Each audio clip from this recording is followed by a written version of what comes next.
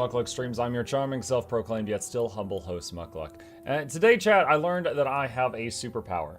I have a power that I'm not sure that anybody else has. And that power is that I can fall asleep standing up in the shower when no one expects it, least of all me. I can climb in for a 10-minute shower, come out 40 minutes later, and it is as if I went through a time warp. And no one expected it, including myself. What an incredible power it is. Which is why I'm 10 minutes late today. It's too comfy, chat. It's too comfy. What a convenient superpower. So convenient. Standing shower narcolepsy. Oh my god. Yeah, man, I got out and I was like, yo, what? I got in. I cleaned up. I got out. I didn't do anything extra. How did I lose a half an hour? What happened? Only one explanation. You probably needed it. I mean, the way you said that makes it sound like I'm an extra stinky guy. I don't think that's true. Patron sounds are really coming in at the most fortuitous times. And no, it's really just Shugo plus some others all blast theirs at the start of every stream. They're just like, you know what? We don't want him to do a proper intro. That's it. Needed the sleep? Maybe. This is Luminance! No! This is Patrick! You had a little existential crisis as a treat. Just the little death. You work hard, probably someone needed extra recovery under hot water. Oh, okay. Not the stinky vibe? Alright. Accepted. Acceptable. Signs of good patrons. I cannot get motivated to grind leggies, and now I find nothing else to do. You could grind the components for the leggies. Also, I feel like grind for leggies makes it sound so much worse than it is. Because a lot of the stuff for leggies is just like, you know, you do a little each day, and then eventually you're like, oh shoot, here's the leggy, it's done. You don't have to, like, run circles around Silver Waste for 9 hours all in one sitting. Except the Gift of Battle. If you hate World v World, Gift of Battle feels like a grind. That one I grant you. Map comp is always a grind. I feel like your first map comp is an adventure, and that adventure happens to get you the materials to make 2 leggies. After that, map comp is definitely a grind, yes. Good morning, Mr. Mog. Hello, Monemic.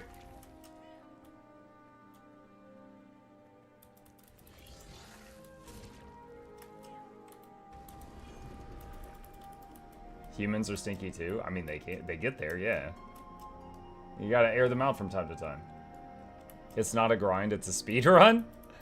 Speed run, oh gosh. Is there a reason why only Gen 2 leggies aren't tradable? I'm not sure. So, Gen 1 came out, and, you know, those leggies are tradable until they're equipped. And then they came out with leggy armor and accessories and backpacks and trinkets, and all that stuff is not tradable. Like, all of that is not tradable. Then, Gen 2 came out, and it's not tradable. Then, Gen 3 came out, and it is tradable. And then, Open World Leggy Armor came out, and it is not tradable.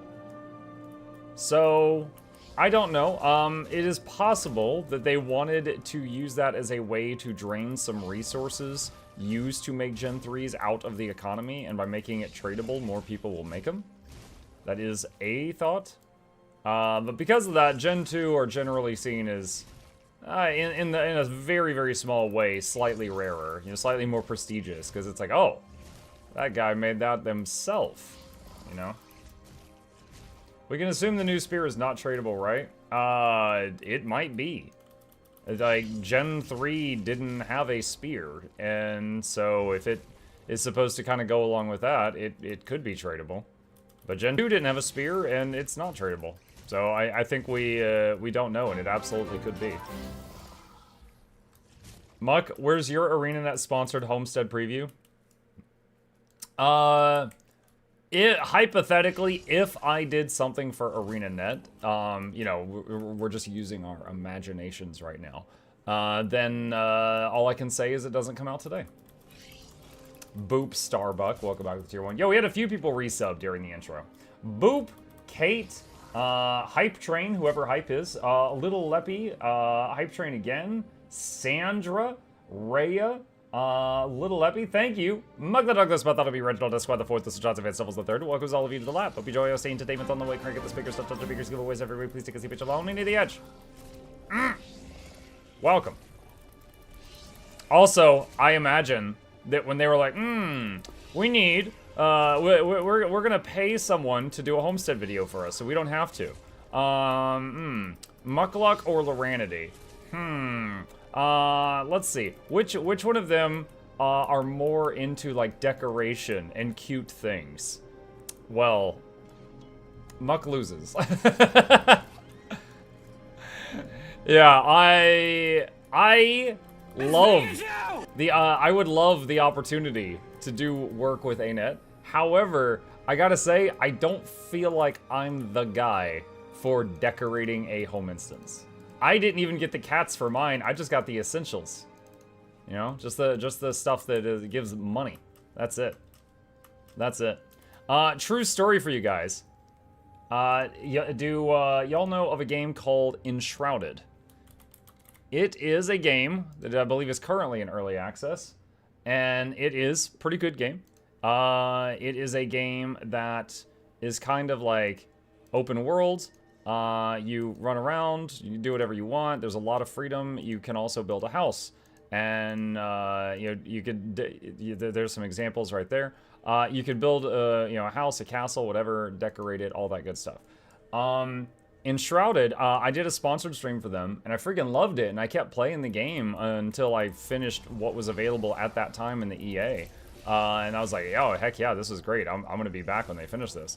And then they contacted me again. They're like, hey, would you like to do another sponsored stream? And I'm like, oh, man, really twist my arm. Pay me to continue playing the thing that I'm playing after you sponsored me the first time? Yeah, I would love to do another sponsored stream for you guys. And they're like, great. The focus of this one is creative construction.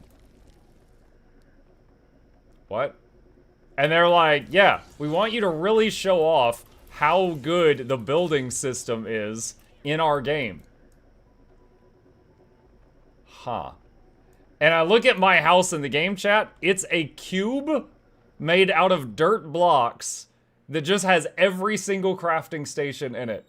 Like, everything is in like a 5x5 space. And I was like, look, I love money. Money's great. I don't think I have the skill set for this. But thank you. I politely declined because I was like, I'm not confident that I won't make you guys be like, you know what, we're never working with him again. I was not confident. Here's how to make a dirt box. It's so good their system lets you do that. Yeah. It does have a good building. It has a great building system. I just didn't think, I was like, you might want to call like Julia or something. I don't think I'm the guy to showcase this. Next week until Janthir Muck's birthday. What and where's the birthday cake? We'll see. I'm old now. I don't get birthday cake every year. I gotta buy my own cake, so if I'm not feeling it, I just don't get it. Happy 111th birthday, Muck. Yes, thank you. We're getting up there. Party at Muck's homestead. Yeah, it's, you gotta get on the list, though, because apparently only 5 people can zone in. How are you gonna prep for J-Dub? Right now, I'm just doing this while I chat with you guys. I need to get my Excel open and jot down all the things to give away that day. Chat, we have, like, 24 legendaries or something to give away that day? Like, this is absolutely nutty. I grinded for a month to get 2 Legos ready to go to give away. And then another very kind member of the community gave me another Lego that they worked hard to make to add to the giveaway. And then, to my unexpected shock, a second additional person sent me like 20. I was like, what? So, we have got a lot of stuff to give away that day. So, I think what's going to happen is, because I had a bank full of stuff that were not legendaries to give away for the Janthir launch as well. However, you know, we now have all these legendaries. So, I think it's probably just going to be legendaries on the big day. And then all the other stuff, I'll do like giveaways throughout the week, like, you know, Wednesday, Thursday, stuff like that. Guild MM? It was not Guild MM. Guild MM is awesome. He actually came in here just the other day and gifted like 10 subs. He just like came in here, slapped me with his wallet and left. But he is very supportive. But no, it was not him in that situation. We know there will be last minute additions to the giveaways. Oh my gosh. Why is your character saying praise Joko? Yours doesn't? It's because there was a statue that was next to the mining nodes in the last guild hall I was in, and every time you interact with it, it says praise Joko, and I clicked it twice by accident. What's with the tentacles?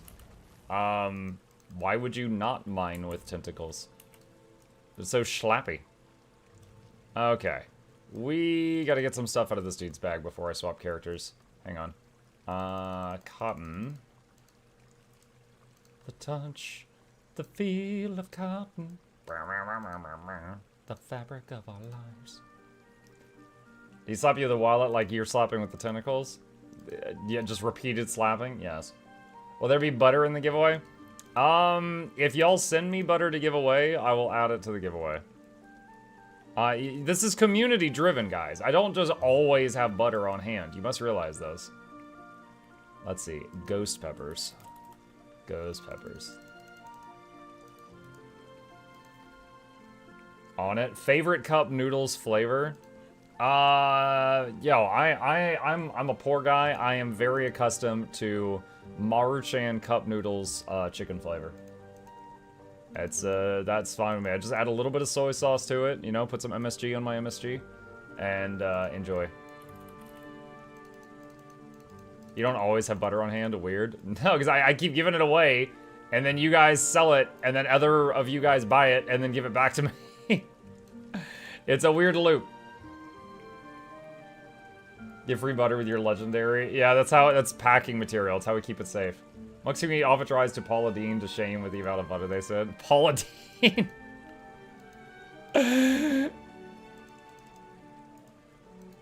Let's see. Winter berries are overflowing. I'm just gonna eat them. No. No. No.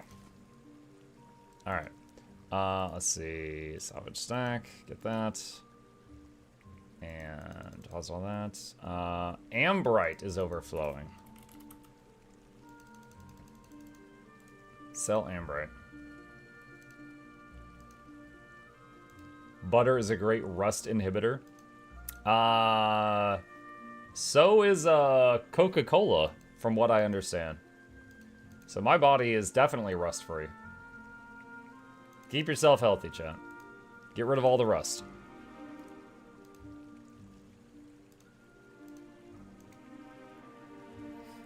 My toast on roast at most work. But even then, at least aren't so easy getting any stats, especially you overload. At least when it comes to weapon, armor and trinkets are extremely useful for legendary go because of how unrestricted it is on your characters. Yeah. Why am I awake? Hi, Tim Hansen. RIP vegans and the lactose intolerant. Listen. If they woke up with weak bloodlines, that's their choice.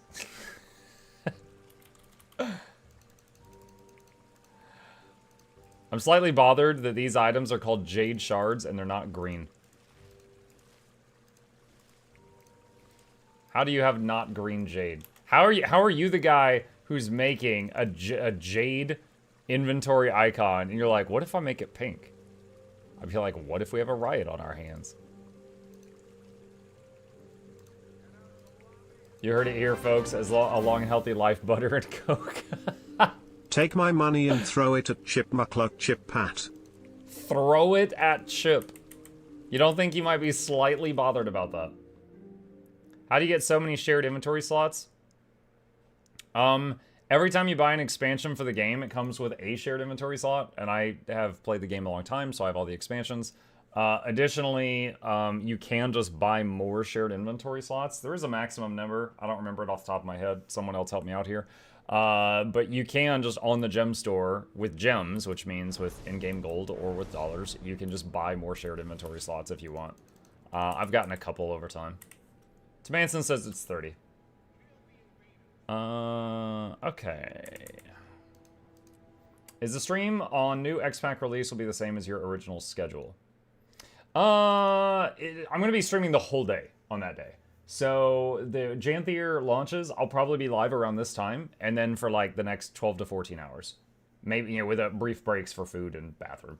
But yeah, next week on Tuesday, I'm gonna be live the whole day.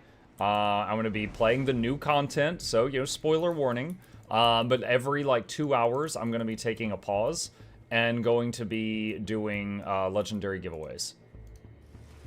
In previous years, there were times where I did giveaways every hour, but unfortunately, what that ended up being was like, you know, at noon I'd start a giveaway, at noon 30 I'd start gaming, at 1 I'd start a giveaway, at 1:30 I'd start gaming, and it ended up eating up like half the stream. So I think I'm just gonna do like 2 Legos every 2 hours or something like that, just to make it easier. Salvage yellows. Look at all these yellows we got at this parked character. Oh boy. Crazy. Alright. That one's done. I should probably finish EOD. At some point, but it's going... EOD and Janthir are going to be disconnected stories. So, you know, it's going to be like a separate line of books with the same characters. So, you don't have to feel rushed. You can do that at any point. This one also. Put this up here for a second. Let's see, do I have any big money yellows on this character? No, I do not. Alright, salvage the yellows. Will Janthir's story be separate from Soto's? Yes. Yeah. They're doing a marketing technique that is actually decent. And basically what it is they know with any expansion they make, there's going to be people who are trying the game out for the first time.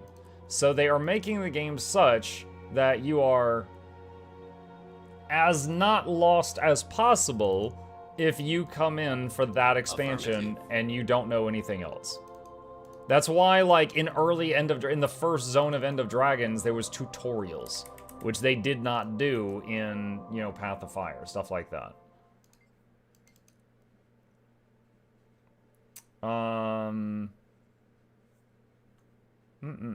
Looking at your amount of legendaries, you mean 5 Legos per 2 hours? I don't think it's... I don't think that much. It's gonna be like 2 to 3 every 2 hours, I think. Maybe. I'm going after it. Bram! Do not go out onto the lake. That's an order. I'll tell you what I I'll let you find. know what I find. Damn it! Always him disobeying orders. You're the reason so many are dead, Bram! Alright, boop. Heard of all that. What is this? That's a trophy too. Boop.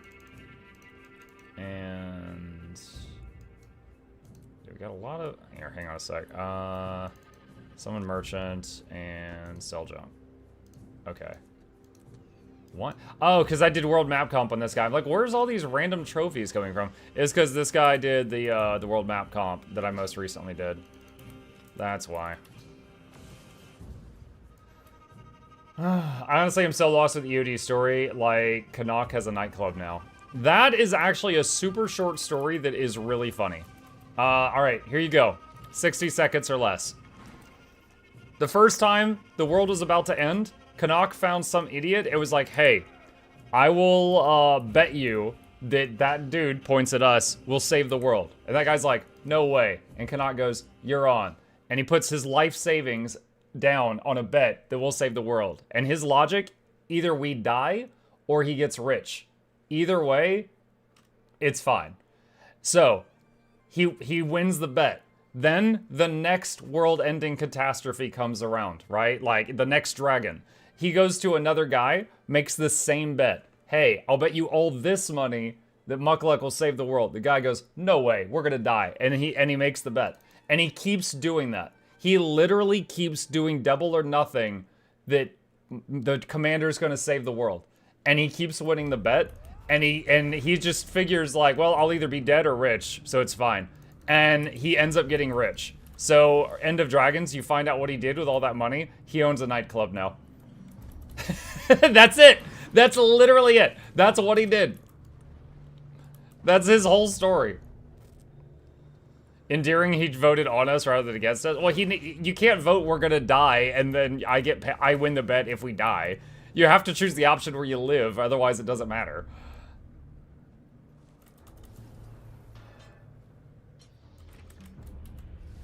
Matt Mercer's official nightclub. Yo, Matt Mercer is incredible. However, the original Canuck voice actor holds a very special place in my heart. It's got a different energy to it.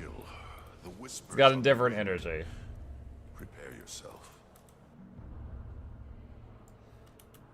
Did anybody else in End of Dragons, when you had to do the weird date, pick Canuck just for the voice lines? I did.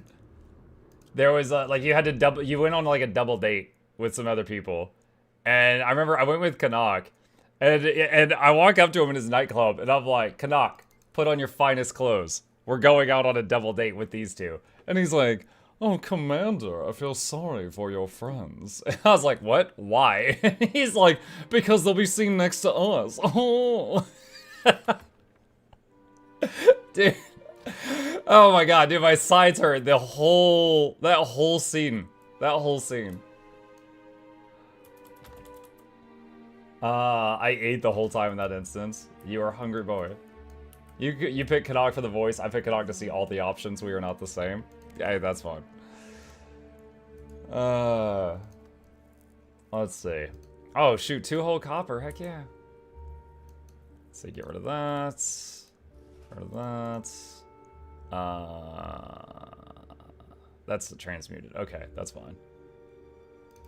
Oh my gosh. So many knickknacks. Canuck is the sass master and I'm here for it. He's fantastic.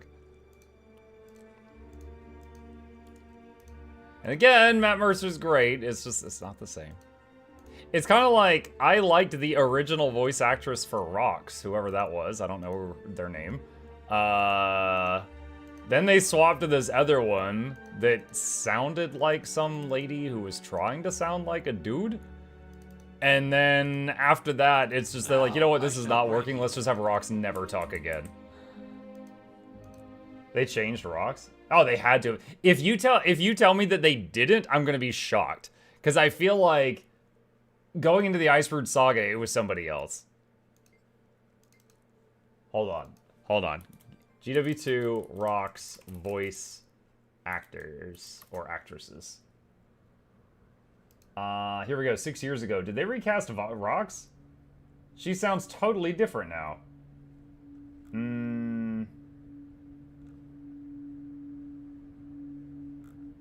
Well, I found a Reddit post about it from 6 years ago.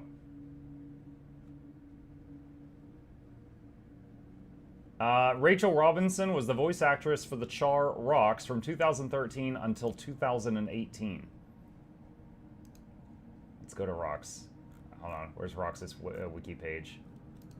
Control F, voice.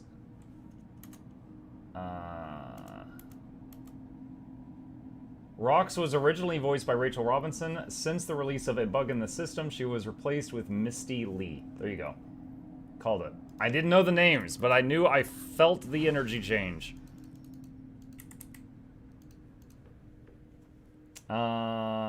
They made Bram a main story character and changed Rox's voice. We got scammed.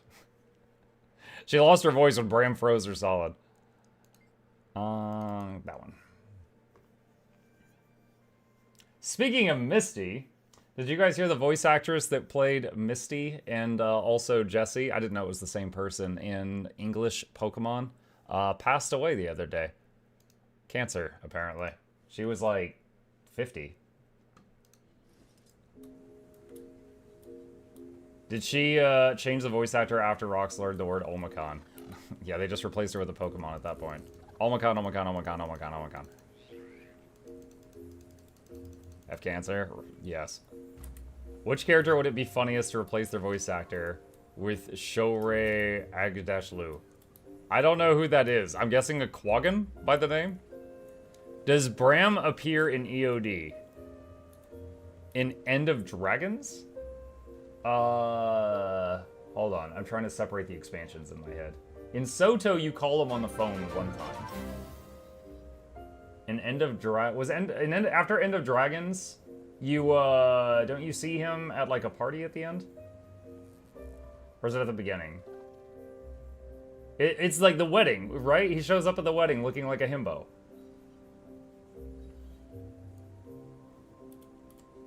Yeah, so briefly, very, very briefly, he's there. What's your backpack?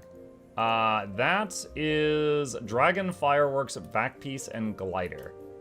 And you can glide with it too. Look at that. Glorious.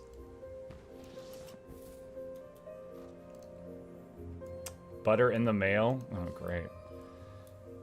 You asked for butter, so I'm rolling with it. Butter believe it. Let's enjoy and spread some laughter like melted butter on fresh bread. Muck, these jokes about the superior margarine is getting butter and butter, so I have to go farm more gold for more butter. Let me just leave this piece of advice. Life is like a stick of butter. It's better when you spread it around. Also, F. Bram. Bruh, this whole mail was Disney approved until that last line. Wow. What? Oh, okay. Thank you.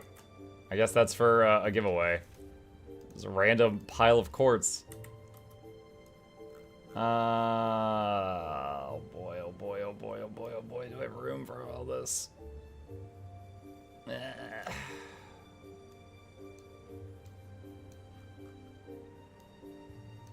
Put some of it up here. Okay. Yeah, for anyone who hasn't seen it, check out the giveaway vaults. It has not been this full in quite some time. Most notably, up here at the top. 1, 2, 3, 4, 5, 6, 7, 8, 9, 10, 20, 21, 22, 23, 24 legendaries. And I've got 2 more that are ready to be constructed in my bag. So we got 26 legendaries. Yeah, we got a lot here. So all of Gen 3, including 2, what is that, 2 hammers? Gen 1 hammer, Gen 1 spear, 2 Gen 1 daggers, 2 Gen 1 axes. Look at them all. Yeah, we got a lot. Plus all this other wonderful stuff as well. Home instance nodes, weapons, coins, whale vomit. When is the giveaway? Next Tuesday. The Janthir Launch day. We're going to be streaming the basically the entire day on Tuesday, and like have a little break every 2 hours and doing giveaways. And then most of the legendaries will go out that day. On the other days, like, you know, because I'll be streaming Wednesday, Thursday, Friday, not all day, but on Wednesday, Thursday, Friday, stuff like that, I'll be doing giveaways as well, but it'll be the not legendary stuff. Still a lot of very valuable stuff, but the not legendary stuff. You're on the 20th? Yes. How do you enter a giveaway? Be here. Be here. Also, Bluebell, I saw in the YouTube chat you said @Sceneco manager, and I thought you were saying, like, in parentheses, like, I'm the manager, here's my response. And then I realized that Sceneco put manager in their name. Like manager speaking, like you had picked a dialogue option in Fallout. What time do you start, NATZ? Eastern time. Okay, so like 1 hour in the past, I'll be setting up. So like 40 minutes ago, at that time is when I'll be starting, pretty much. I just remembered Arbor Stone existed. I should go get my antique summoning stones. I always forget to do that.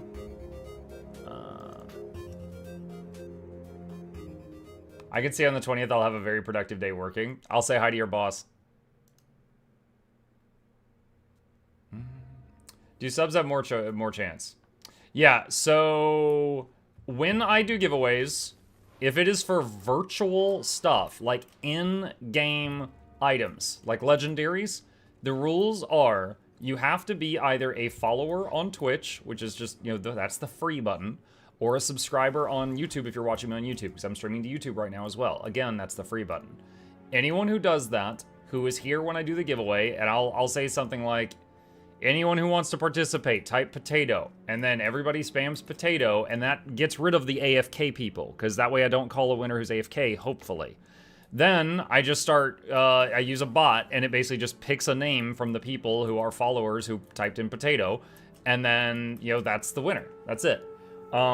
If they are a subscriber on Twitch, which is the paid thing, or using Amazon Prime, which steals money from Jeff Bezos, or we're working on upgrading the bot so it also recognizes Patreon patrons. Not both, just one or the other. If you're a sub or a patron, it will give you an extra second chance to win. So they get a little extra luck because they basically pay the bills for this channel. Now, again though, just being a follower is enough to enter. That is enough to enter. What if my account is potato? Then everybody is entering you. I'm glad Fury isn't alive to There we go. our good reputation. It's nice to see you. Chat, it has been about a year since the Wizard's Vault came out, and I am almost at the point where I remember to open it each day. Almost. Morning, Muck. Hi, Jabbers. With my luck, I wouldn't win either way. That's the spirit. What's the higher price item for giveaway?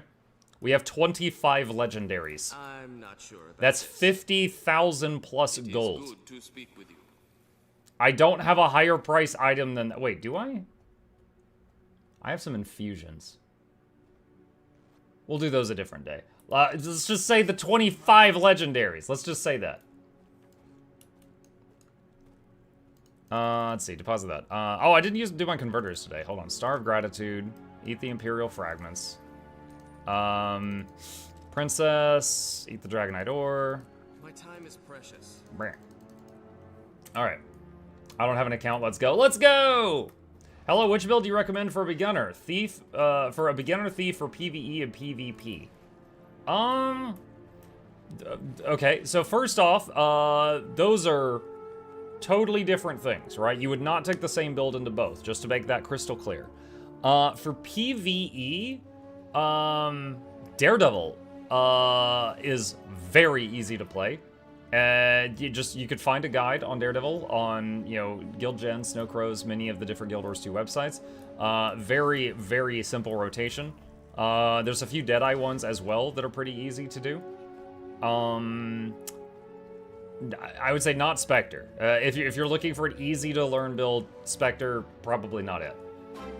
For PvP, you would want to do a little bit more homework. Because PvP is a different bag. It's a wonderful game mode, but you've got more things you need to think about. Like, 1, do I have a way to break out of stuns? 2, do I have a way to get rid of conditions that are on me so I don't die from these dots, Things like that. Things that you don't have to worry about when you're with a party in PvE. Your LIDD still works, right? Yeah, I tested. If it is on the LI builds page, which I will link in the chat now. If it's on that page, then I tested it after Soto came out, and it still worked. My time is precious. Might give me something exciting to get back to Wars 2 besides Soto and Janthir. It's been a year. I can't seem to get back into it. Besides the expansion... Wait, you want something exciting that's not the expansion that comes out in a week?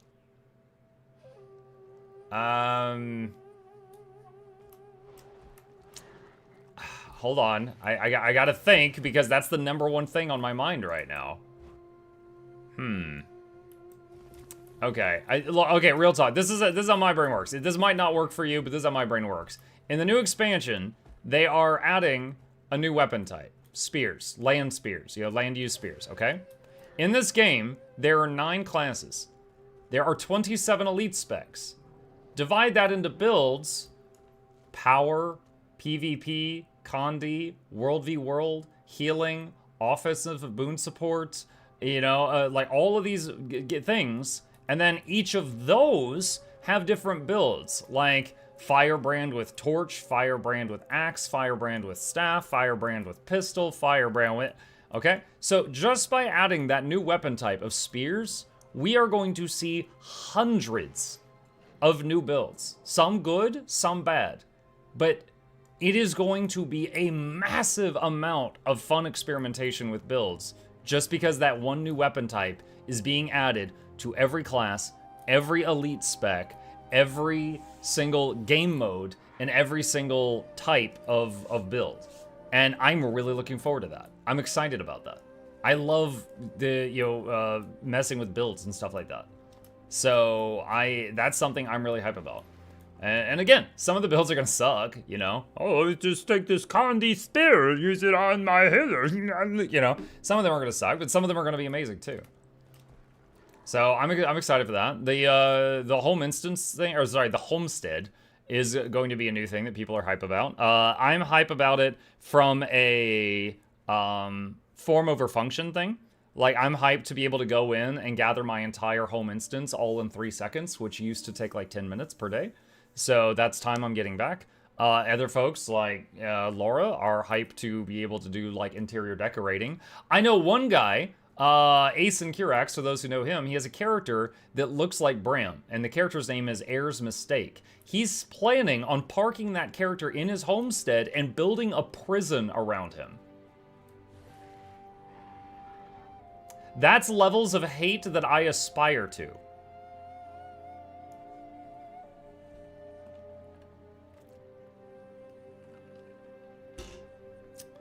Good answer. I love builds. After 10 years of no worldview world, I got spent.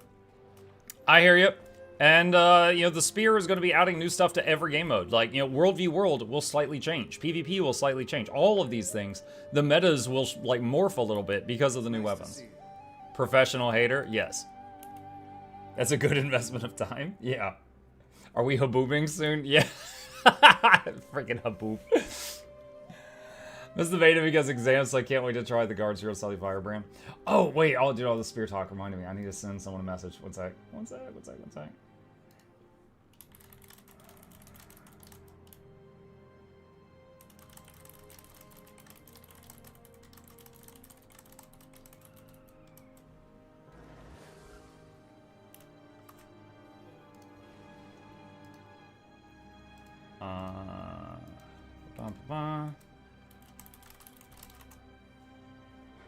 Okay.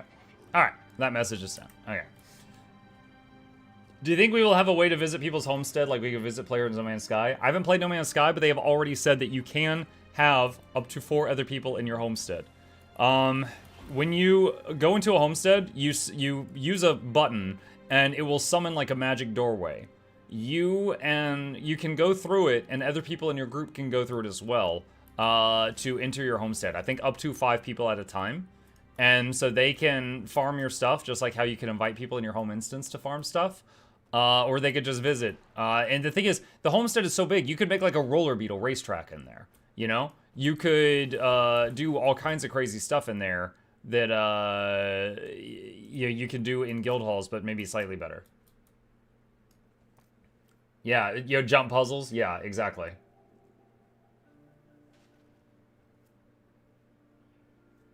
Do you know if the Gather All is linked to a mastery? It is. They have said that, so one of the new masteries, well, let me, all right, let's just pretend it's this, okay? It's the last thing in a section, and once you get that, the collect all button will be there on the boxes. So I think there's like a box for like ores, you know, like copper and silver and blah, blah, blah. And then there's a box for plants and so on. And so you just go to each box and hit collect all. And it's only the instance owner. So if there's other people in your instance that are just mooching, they have to do it like, you know, the poor way.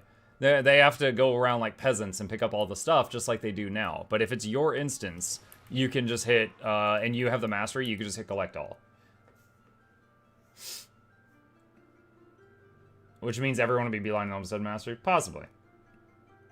Looking forward to my Joko Temple called Homestead. There you go.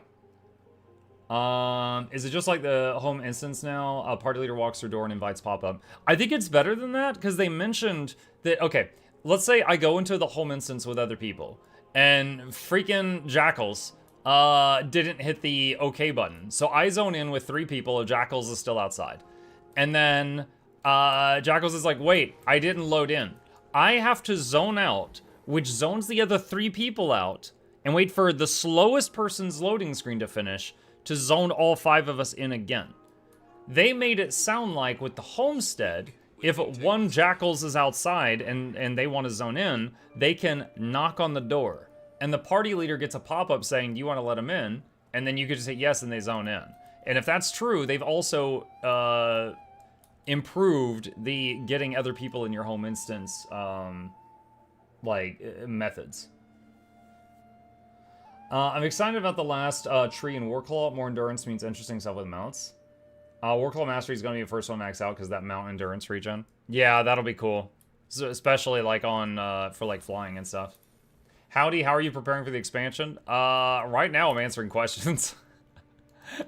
Right now, just yapping my big mouth. Easy stuff.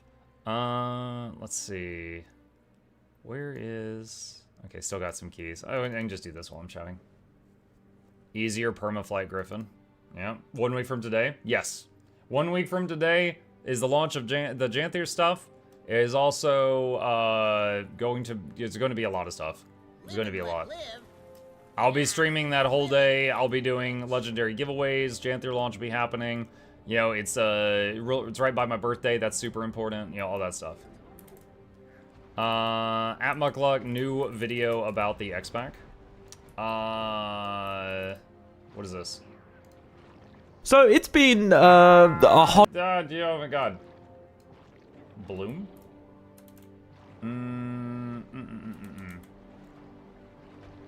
Oh, is this like a sponsored video that you did for ANET? React Andy time? Absolutely. Hang on. 1 sec. Okay. Alright. Wow, this is wait, hold on, this is 18 minutes.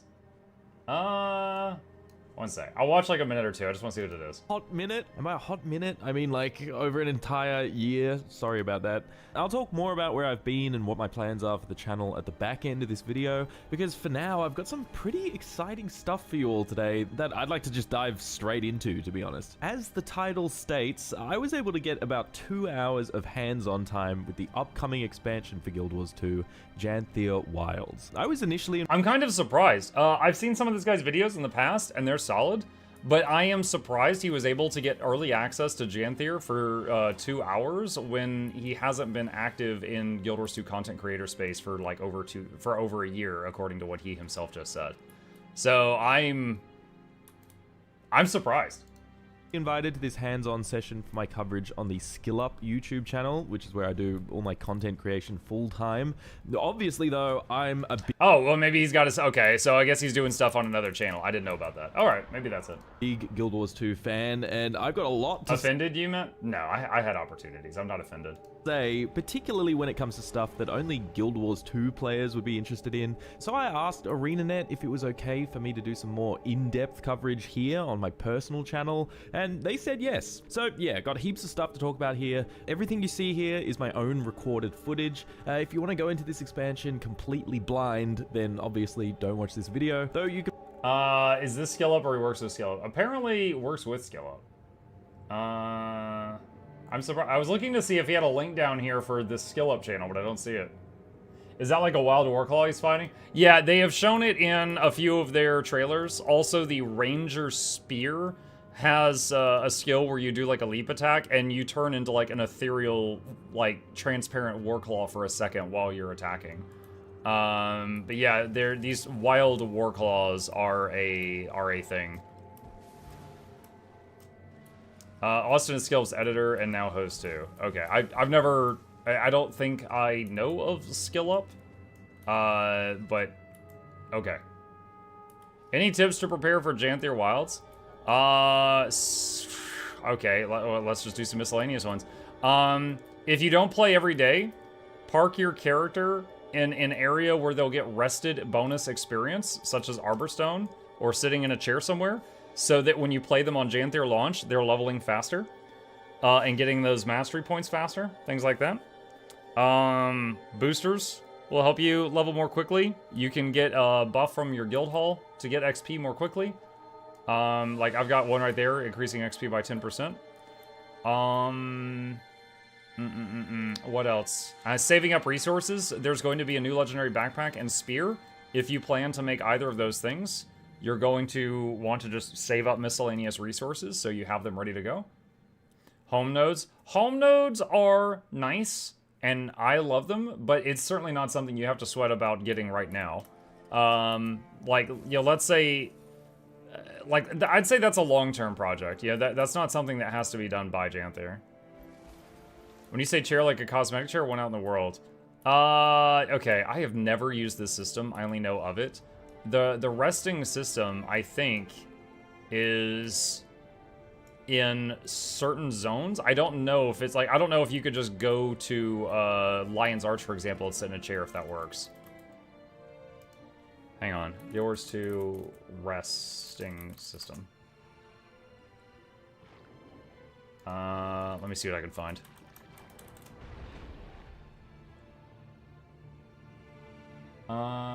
If you're resting in Arborstone or in the Wizard's Tower, after... There's a 4-hour timer. At the end of the 4-hour timer is a well-rested type of effect, earning a bonus XP in the world up to 25%. After you're resting inside Arborstone, the level of the Arborstone Revitalization Mastery will have an effect on the XP boost.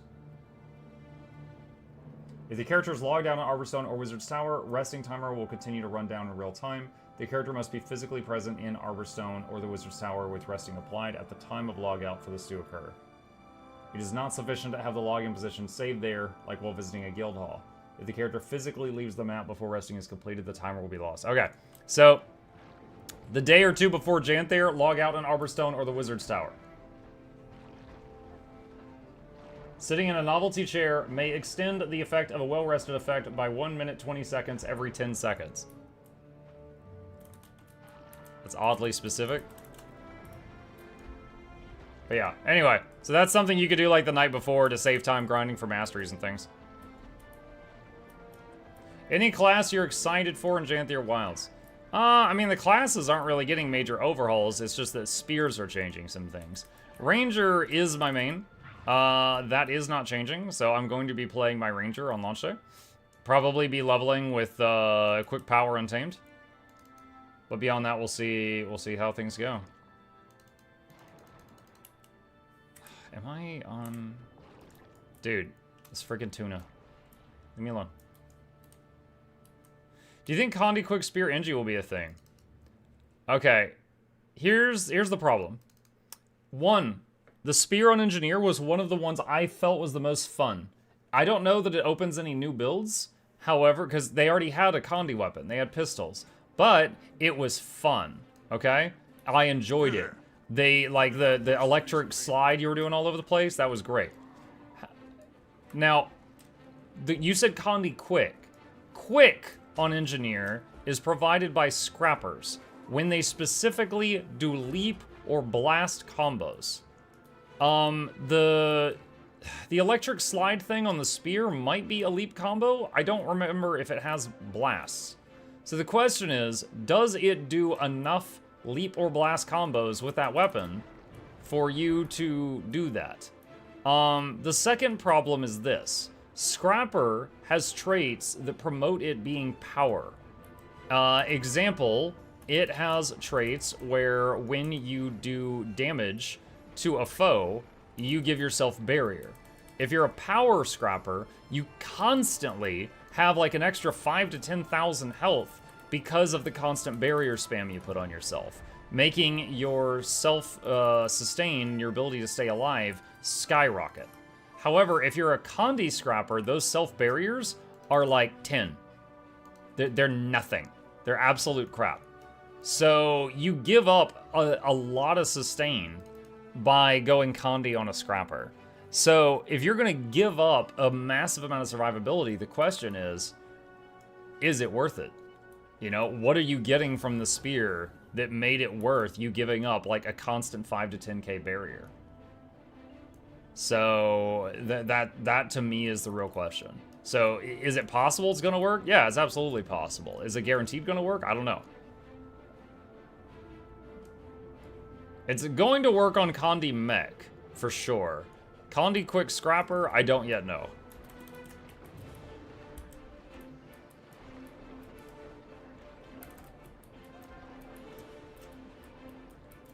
No, there's another one in here. I love Scrapper and its toughness, but the lower damage is what balances it out.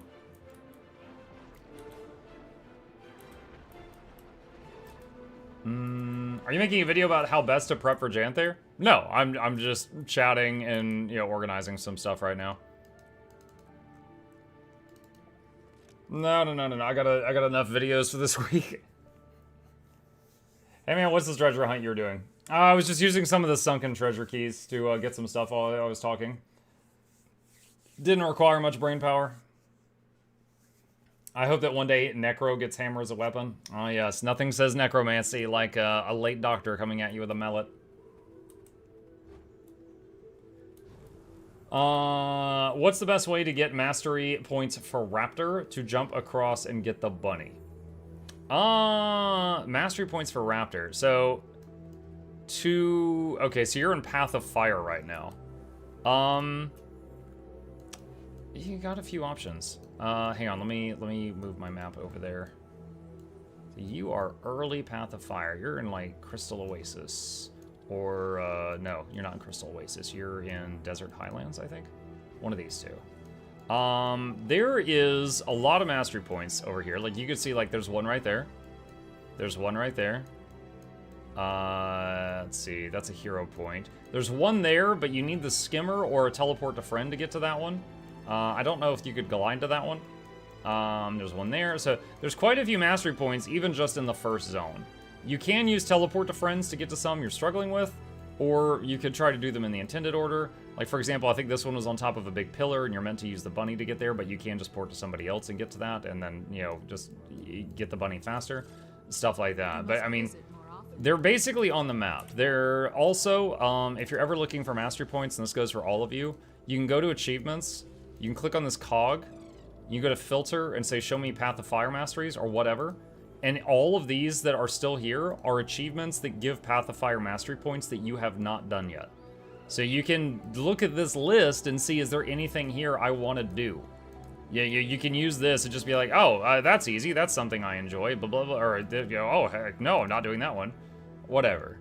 So you can use that to find, you know, the points from achievements if you want. Casino Blitz coins can be used for XP. I haven't done that. Okay. Oh, man, I gotta figure this out. All right, open Excel.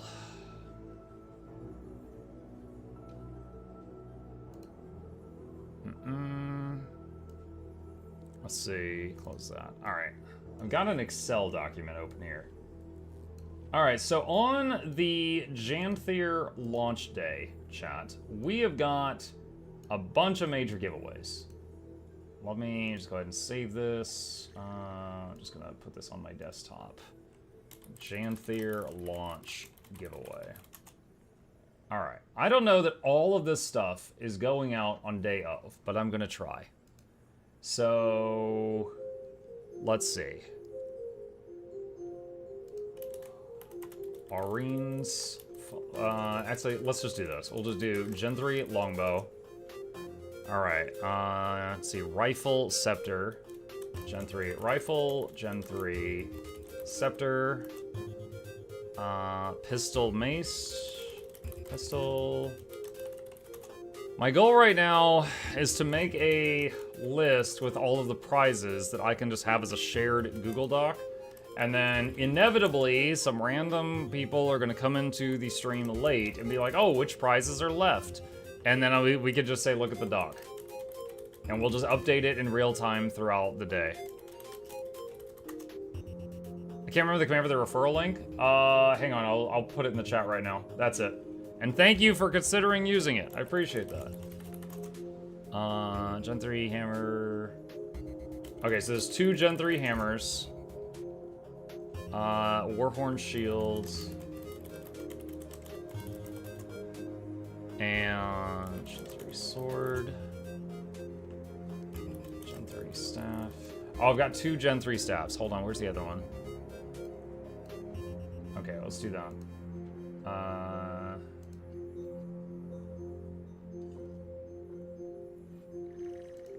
One sec. Okay, so we got 2 Gen 3 staffs, 2 Gen 3 hammers. Okay, so shield. Sword. Great sword. Alright, Gen 3 great sword. Wait, do I have 2 great swords also? Hold on. God, I hate that all of these look so similar. Or was it up by the staff?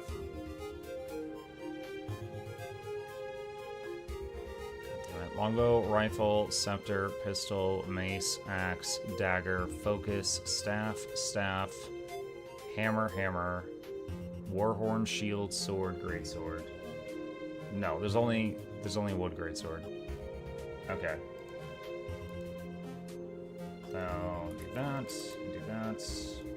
and delete that. Okay. And then after the greatsword, Gen 3 shortbow, Gen 3 torch.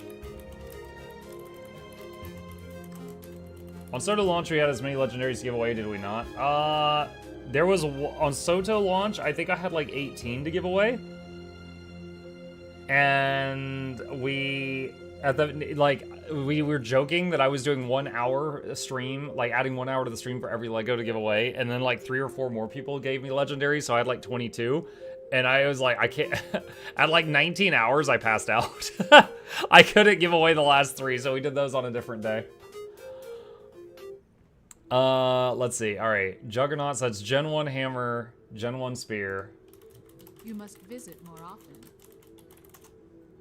All right, Gen 1 dagger, Gen 1 axe. Okay. All right, so I've made a little list of all of these legendaries to give away. Additionally, and I might just do these the following day, I have these kits with 2 gifts of mastery ready to go. And in the kits, you can pick any of this. So, let's see. Starter Kit 2 has either Quip, Bolt, Predator, or Moot. Starter Kit 3 gives either Predator, Moot, Dreamer, or Frostfang. And Starter Kit 4, that's 4, right? Yeah. Gives either Dreamer, Frostfang, Juggernaut, or Incinerator. Incerator? Incinerator. Okay, there we go. Alright. Let's push this down. So can make 2 of kits. Okay, so I've got 24 legendaries in the bank, and I've got the materials to turn 2 of these kits into prizes on the spot. Frostfang, is that what happens when Charlie's ice cream too fast? That's Frost headache. How many new maps do we get at launch? 2 or 3, I think. I don't recall off the top of my head. I think it's 2 or 3. Mike, do you know if Janthir is going to be live at noon EST Tuesday, like most updates, or earlier? I think it's around that time. I think that's accurate. If it's not that, it's within like an hour of that. I wish ANET would add a button to sort inventory and also let us pin items to slots so that I can easily find my un-ID'd gear. You can get types of bags that will not sort and put them like down here at the bottom so that gear always stays at the bottom if you wish to do so.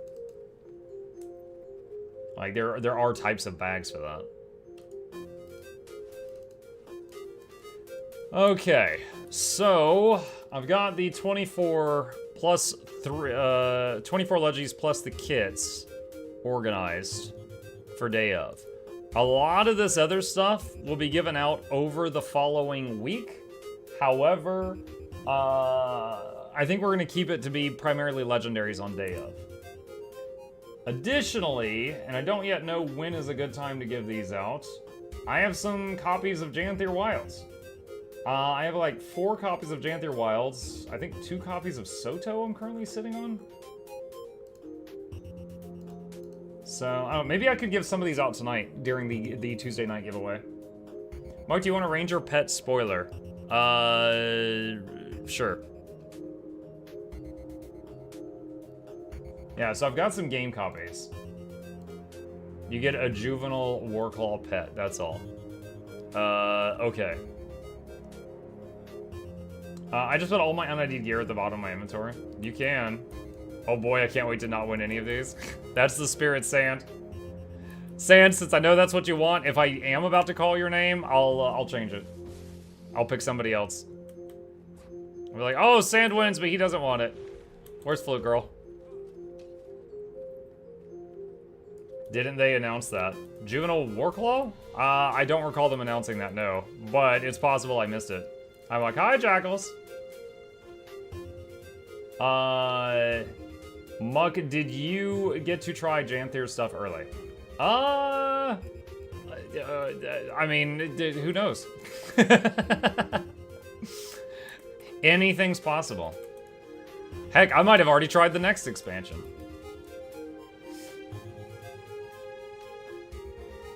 Muck, why don't pancakes exist in Guild Wars 2? Pancakes? I have no idea. Even Darkest Dungeon has flapjacks. You telling me that the Darkest Dungeon, in all of its gritty, like, everybody getting murdered, like, they've got better cooking than we do? You tried Guild Wars 3 out yet? It's bonkers. Dude, every time I play a new game, when I am streaming, people pop in and they're like, whoa, this new Guild Wars 2 content looks weird. I'm like, yeah, ain't that partner. I got early access.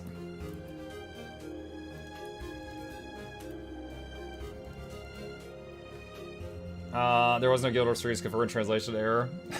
Here's Jackals and here's the joke. I just watched Laura's Homestead videos. Is it just me or did her Warclaw look like it had a second saddle for another rider? I didn't see that. Loranity YouTube. What class? Ba ba ba ba ba ba ba. See videos. Sponsored by. Okay, hang on. Her Warclaw. Alright.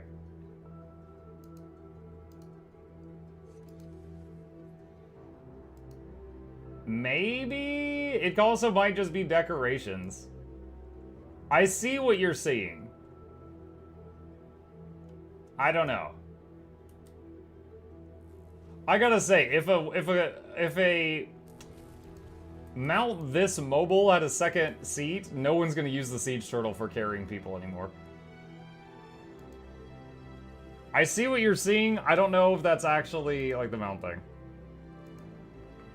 Enhance, yeah. I get stuck in PvP for years, so when I pop out, there's endless stuff to catch up on. I'd be so happy if they make Norn have some halfway animal transformations in combat for Guild Wars 3. In the books, they kind of did that.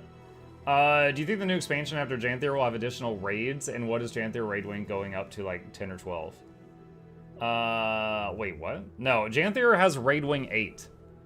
I think it's getting a new raid wing. As far as will future expansions have raids, I think it's going to depend on the success of the raids in Janthir Wilds. Watch as the next Leggy box has Kukurachis in it, crashing the price. I think everyone would be fine with that. I thought 8 was already out. No, I mean, people will meme and say, let's go do Raid Wing 8, and it's just the Golem training room. But no, it's not. Books? Yeah, I think it was Ghosts of Ascalon. At the beginning of the book, the main character, who was a human guy, was in a party with some other people, including a Norn woman who hated him. And she could turn into a giant, jacked-out snow leopard at, like, any time, and she would go in and out of that form in a moment based on what she needed. And so, like, there would be a door that was stuck, and she would just, like, shift into that form, shove the door off its hinges, and then shift back. Like, you know, she could just do it, like, on call. Is there news today from ArenaNet? None I know of yet, but I'm sure people will let me know if any could pop up. Let's see. It was scrapped for time, I guess. I wish there was more than just the big human, like have some animal features based on quick break. Well, yeah, they have them as cooldowns. They have them, you know, as like 2 or 3 minute elite cooldowns. It's Tuesday. News usually hits these days. Yeah, I mean, the news related to Guild Wars 2 is usually on Tuesday. Also, I'm wondering if they're gonna have a fancy trailer. I feel like they're due for one. End of Dragons had major trailers, but that was a project that took them a few years. I'm trying to remember if Soto did. If Secrets of the Obscure, yeah, they had some like mini videos, but they didn't have like any crazy animated or cinematic trailers like End of Dragons did, I don't think. What is the music? This is just the Mistlock Sanctuary default music. I think this is called Timy's theme. Soto show is not amazing. It had a decent trailer. I'm really looking forward to the Expac. It happens to be releasing on my birthday. Oh, nice! My birthday is 3 days later, so I might be wearing a party hat for the Janthir stream. Honestly, it works out really nice for me, because each year I usually do a huge stream on or around my birthday, and they keep doing these launches around August. Like, they did the Steam launch on my birthday, they did the Soto release around this time, and so on and so on. I think End of Dragons was a different time of the year. Look at the guy in the corner with the demon infusion. I mean, he kind of hurts to look at.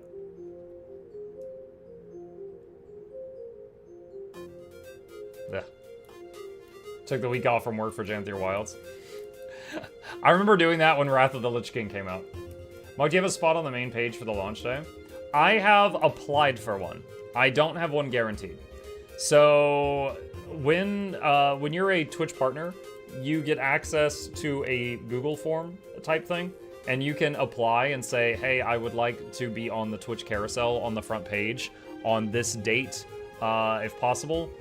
And they'll be like, what's the reason? Oh shoot, Noxxi's here. I don't even know if she's AFK or not. So I'm not sure if I'm in. I have applied and told them why I want to be on the front page. It's the launch of the Janthir thing. And I have not heard anything back. And they said if you hear nothing from us, then you didn't get in. But I don't know if something might happen. Because there was one time in the past that I applied for front page, I heard nothing, and then they put me on the front page, and I didn't find out till it was almost over. So it still helped, but I could have done a lot more with it. Were you also invited to do early gameplay like Bloom and Laura? No comment. Someone talked to their uncle that works at Twitch, right? Is Noxxi not even seeing this dab? Nox, wake up. Is this the real Noxxi? I think that's the real Noxxi. Hold on. Yeah, that's the real Noxxi. There she goes. There we go. Team Rocket blast off at the speed of light. Check Noxxi's stream. I don't even know if Noxxi's streaming right now. Hold on. I'm sending her a picture. One sec. Team Rocket blasts off at the speed of light.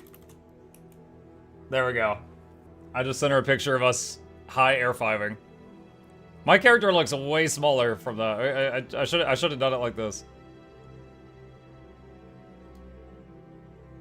Hope she sends you the same pic but reversed. Oh my gosh. She'll probably send me another video full of my breaths. What's this emote?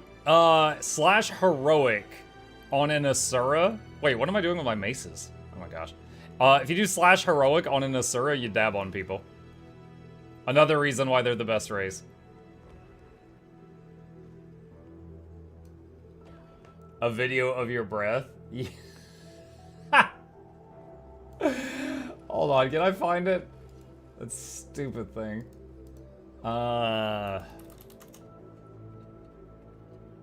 What it's like editing for Muk. Okay, hold on a sec. Let me see. Okay. So she made this video about what it's like working with me. And... But he's really green shake. Where's the breath thing? This is it. Him going, what? What the f... But, you know. Did you know I cut out every single spot where Muk breathes? Want to know where it all goes.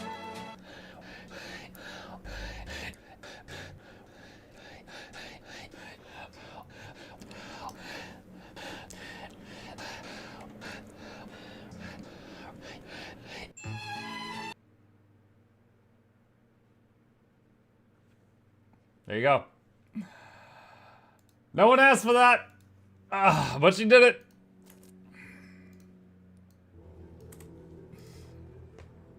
What in the ASMR is what's going on? You're welcome. First we get breath, then we get sniff. What'll be next? Yeah. That's perfect. Breathe and breathe. How about throat clears? Oh no. Now I'm gonna be self-conscious about that. Did she respond to my picture? She didn't. What a punk. Oh, what a punk. Okay, what are we doing now? Alright, so making that stupid spreadsheet was on my to-do list. It is done. Let's see. Actually, I can add a few more things here.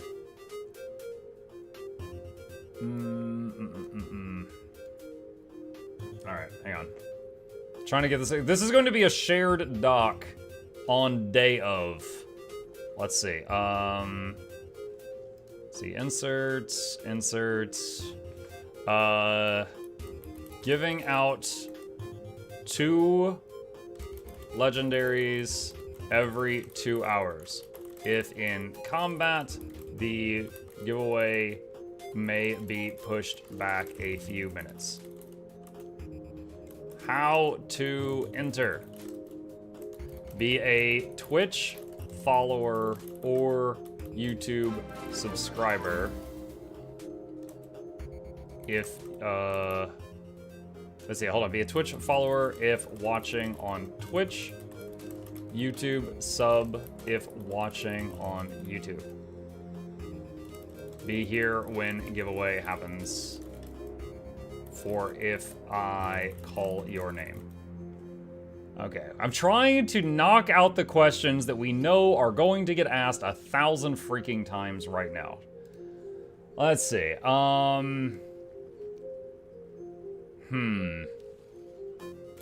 Items in green are still available. Items in red are gone. Alright, and then let's do burp. Where's the green highlights?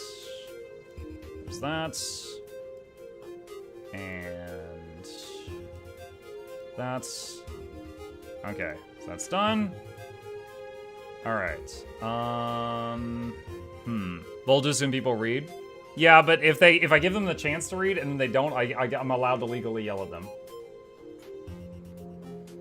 My Guilders 2 players can't read. Only the DPS players can't read, and that's just like 80% of the player base. Let's see.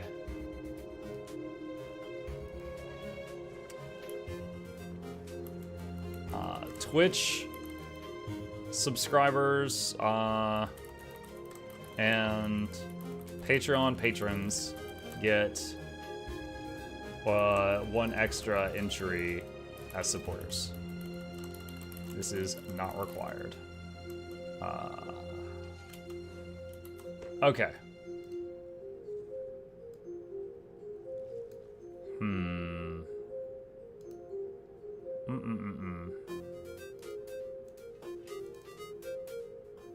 No, that looks awful. Control Z! How do I do that thing where it, like, joins the cells? Oh, God. I don't know. Alright. Alright, so I just need to put that into a Google Sheet and clean it up a bit. Let's see. I'm trying to get into support. Do you know if support Scourge video is still good to go, unlike a certain Druid one? The Druid one still teaches a lot of tips and tricks and combos and stuff that are accurate. The main thing that's not accurate in the Druid video is how they provide alacrity, because they keep freaking changing it. The Scourge one, I think is still accurate. They have a lot of freedom with weapons, though, so, like, you know, they can use, pistol Gotta or get scepter those double or entries. dagger or spear soon or main hand sword. Like, they've got a lot of freedom of the weapon they use for you to choose from. If you weren't making YouTube videos for Guilders 2, would you still be playing it? Because I love the game, but just don't know what to do to keep busy. I want to get all the achievements, but I learned you would have to play the game every day since, like, release, if you could answer. Wait, what? Hold on, there's a lot to unpack there. Okay, first off, if I wasn't making YouTube videos, would I still play Guild Wars 2? Yes, but I admit, possibly less. I love the game. I am not done with the game. I still enjoy it, despite the fact that I've put almost like 8,000 hours into it. But, you know, there's definitely some days I log in purely to record a video. So if I wasn't making videos, yes, I would have a little less playtime in the game. But I would still be actively playing the game, and I would still be looking forward to Janthir, even if I was just as a player. I wanted to get all achievements, but I learned you have to play the game every day since, like, release. Okay, so there are some achievements that are, like, kill 1 million people in World v. World. That alone is going to take you an extremely long time. So, to get most of the achievements in the game, though, no, you could just work on them and knock them out one by one by one, but to get the ones that are just, like, stupid numbers like that, yes, those take a while for sure. What do you mean, like, get one extra entry? So, okay, so let's say you're entering one of my giveaways for just, like, virtual stuff, right? Let's say I'm giving out a legendary, you know, a virtual in-game item. If you're a Twitch follower or a YouTube subscriber and you're watching the stream, you know, you've hit the button that supports the stream for free, you're in, okay? That's it. But if you are also a Twitch sub, which is the thing where you pay a few bucks or you use your Amazon Prime to steal money from Jeff Bezos, or you're a Patreon patron, basically the people that are paying to keep my lights on and my internet bill paid, then I give them an extra entry as a part of a thank you. You know, so they go from a total of 1 entries to a total of 2 entries. That is not required, but it's something I usually do for virtual stuff. Now, that's only virtual stuff. I cannot do that for things that cost money. Like, for example, if I have copies of Janthir Wilds to give away, which I will, for those giveaways, I will not have extra luck turned on for anybody. That'll just be an even playing field across the board, because real money was spent on that, and there's laws related to that. Let's see. Siasa says, your videos helped me out big time, and I played for the first time in Wing 4. Thanks for those. You're very welcome. I'm glad they helped. Truly am. Wait, what? Hey. What? I heard, like, this littlest whine next to me. Hey.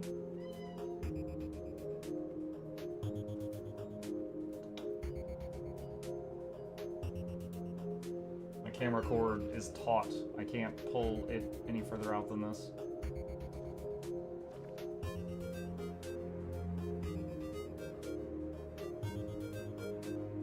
Flop. I can barely reach you now.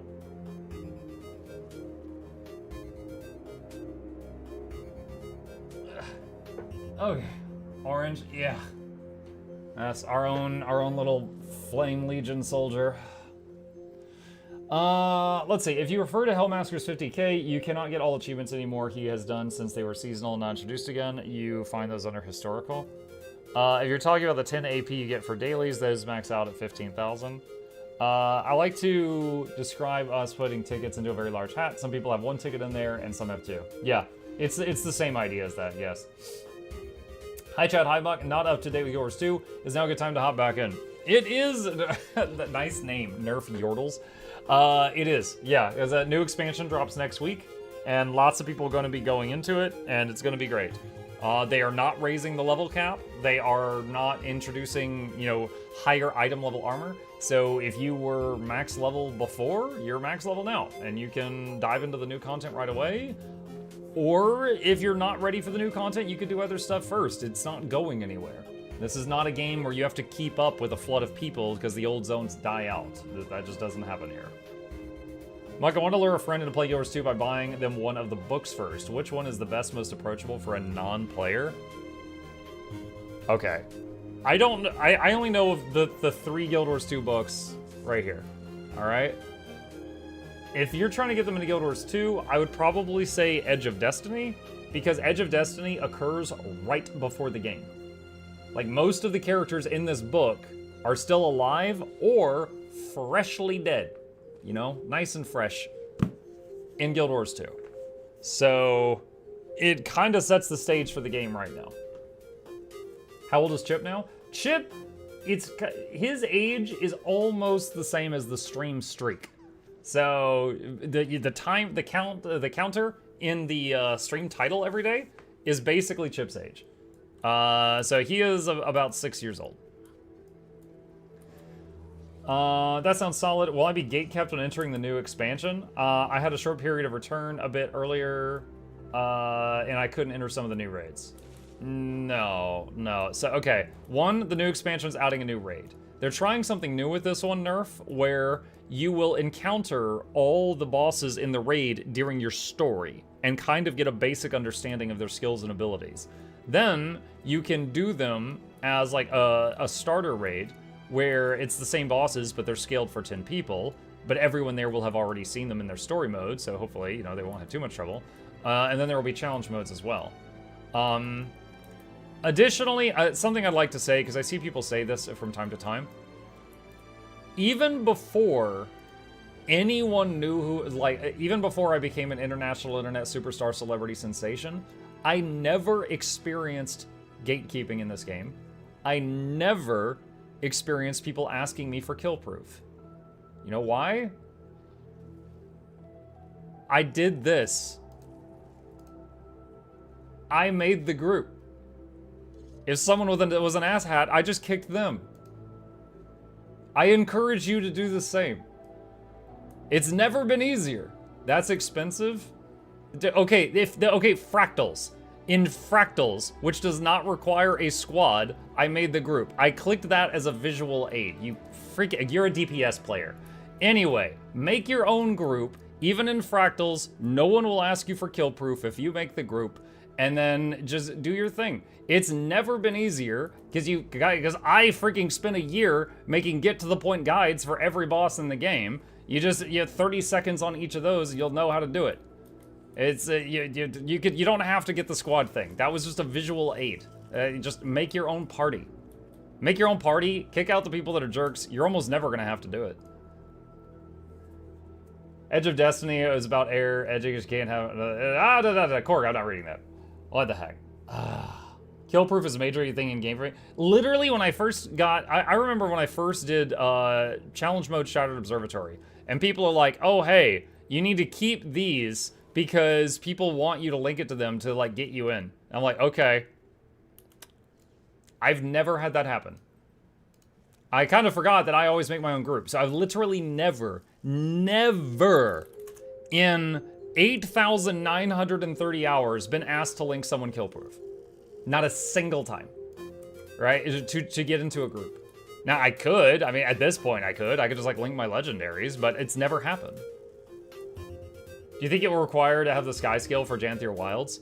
No, they are designing the Janthir Wilds to be traversable with the Warclaw, and that everybody will have the ability to get the Warclaw early in Janthir Wilds, and they are giving it some sort of double jump mechanic to get around the terrain. They're not gonna make an expansion that requires a mount that not everyone will have, because then they're gonna get bad reviews. The terrain in Secrets of the Obscure required a sky scale to get around. And so because of that, they made sure everybody had a rental sky scale when they walked in the door. What about Soto? What about Soto? Everyone got a rental sky scale when they walked in. I know. Literally everyone, even if they don't own a sky scale, has a sky scale while they're in those zones. They get a rental the whole time they're in those zones. Now, in addition to that, you can unlock sky scale over there. But yeah, like the moment you walk in here, they're like, here you go, and they just give you a dragon. And you use it while you're here, and then when you're not there, you have to own it, but while you're there, you have it. Mug, did you see Bloom's video where he spent 2 hours playing Janthir Wilds? Someone did link it to me. It's like 20 minutes, so I haven't watched the whole thing yet. What if Soto? Exactly. I love my sky scale, but hate how Soto maps make you use them. Yeah, I would say, like, for example, I'll agree with you on the metas in Soto. I don't like seeing a cloud of skittle-colored sky scale wings beating in my face, right? And in every meta in Soto, there are moments where everyone's on their sky scale, and I'm just, you know, like, there's a friggin' swarm right in front of me. I dislike that. It makes me relish the areas where you're not allowed to mount up. So I didn't like it for that reason. The metas themselves weren't super bad, or anything, but like I didn't like that. You got to taste the rainbow. I was getting beat in the face with the rainbow. When I got the rental, I thought it was cool, so I did the quest to get it for real. Yeah, a friend of mine that owns Sota but was not there yet story-wise saw in party that I was in the Wizard's Tower, decided to TP to friend of me, and it was like, surprise, sky scale unlocked. Yup. He shows off the Warclaw jump. It's like a trampoline where fall distance affects double jump height, and you have 3 jumps. I've heard different people say one is the... Wait, hold on. What was Flake's question?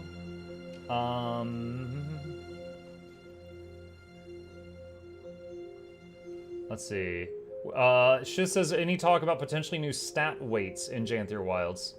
None I know of. They did add a few new stat combinations in the last, like, 6 months. Let's see. Verenzi says, I've heard people say that one is best and others are trash on all 3. I think it's very subjective. They're all great in their own way. Sea of Sorrows is my personal favorite, but I think Ghost of Ascalon might be the best if you don't have any connection to the game. Otherwise, it's a very direct and straightforward adventure. Yeah, I enjoyed all 3 books. I think the one that makes the most connection to Guild Wars 2 is Edge of Destiny, because the characters in that book freaking hate each other in this game, and you don't know why. And that book explains it pretty well. Aridin says, what healer would you recommend is the best for a person who struggles a bit with watching their bars and watching the environment at the same time?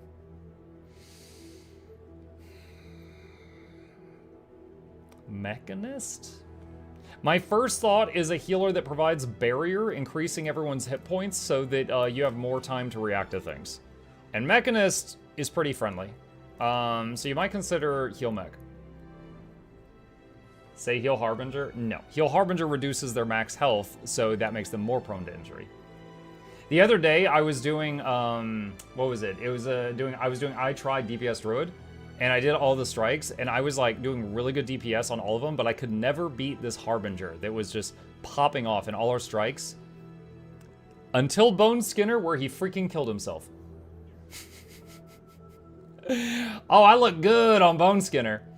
Yeah, the hammering damage in the room combined with the fact that he reduced his hit points by half because of his harbinging. That's a verb now, harbinging. Yeah, he harbinged too many potions. I know. What a fool he was. He has played them, but he tends to strikes more so than fractals. Better rewards and the like. No, fractals have great rewards, but I have to find like the people that want to do it. He harbinged too close to the sun. What's the gist of Harbinger? You ever played the Witcher games? It's a guy that drinks potions to get really buff, but like big damage, but reduces their maximum hit points while the potions are in effect, and then you shoot a gun. So it's very Russian. And, you know, it's a necromantic gun, which, you know, makes so much sense. But the pistol is quite powerful. And they do lots of like buffs, and they can also do a quickness build. You can be a quick harbinger, give your group quickness while you're doing damage. But they're solid. They're quite solid. Is blight actually just liver damage? Yes, it's weakness leaving the body. Do I have to switch off my class? I love Revenant. I do DPS and Conde DPS, rarely healer, but I get kicked because I'm not switching to whatever they want. Okay, so Senior, you do not have to swap builds. And if you think you're having trouble playing what you want to play, you can always just make the group. If you don't want to do that, though, my thoughts on Revenant. Revenant is the Swiss Army knife of Guild Wars 2. It has a tool for every occasion. So, many people are used to Revenants using those tools. Example, if you go to Harvest Temple and you're the only Revenant, it is so much easier on everyone if you make the bubble to contain the orb in the second to the last phase, so that it's not shooting bullets all over the room. Your damage can go to 0 in that phase, but if you're stopping that thing from emitting 10 bullets per second, the rest of the group has such an easier time. And if you're not willing to do that, the other people are gonna be like, yo, dude, why? You know? You can bring that bubble on fights where projectile block is needed. You can go Dwarf Stance and bring the Road on fights where lots of stability is needed. You can go Demon Stance to remove boons on fights where boons are important, like Veil Guardian is invulnerable while they have protection up. You know, they cannot die. So someone has to remove that. So you're kind of expected, as you know, you're playing the most versatile class in the game, to use that versatility. If you just want to play Rev and Unga Bunga, it's totally fine if you enjoy that, but you will need to structure your groups differently. You're going to need to get a Nether Revenant in your groups to carry the weight that you're not willing to carry. That's honestly how I see it. Is the Candy Corn Gobbler only available during Halloween? It's only available during the Halloweens that they remember to put it up for sale. There was one where they forgot. However, the Candy Corn Gobbler, yeah, it can be used year-round, but it can only be bought during that time.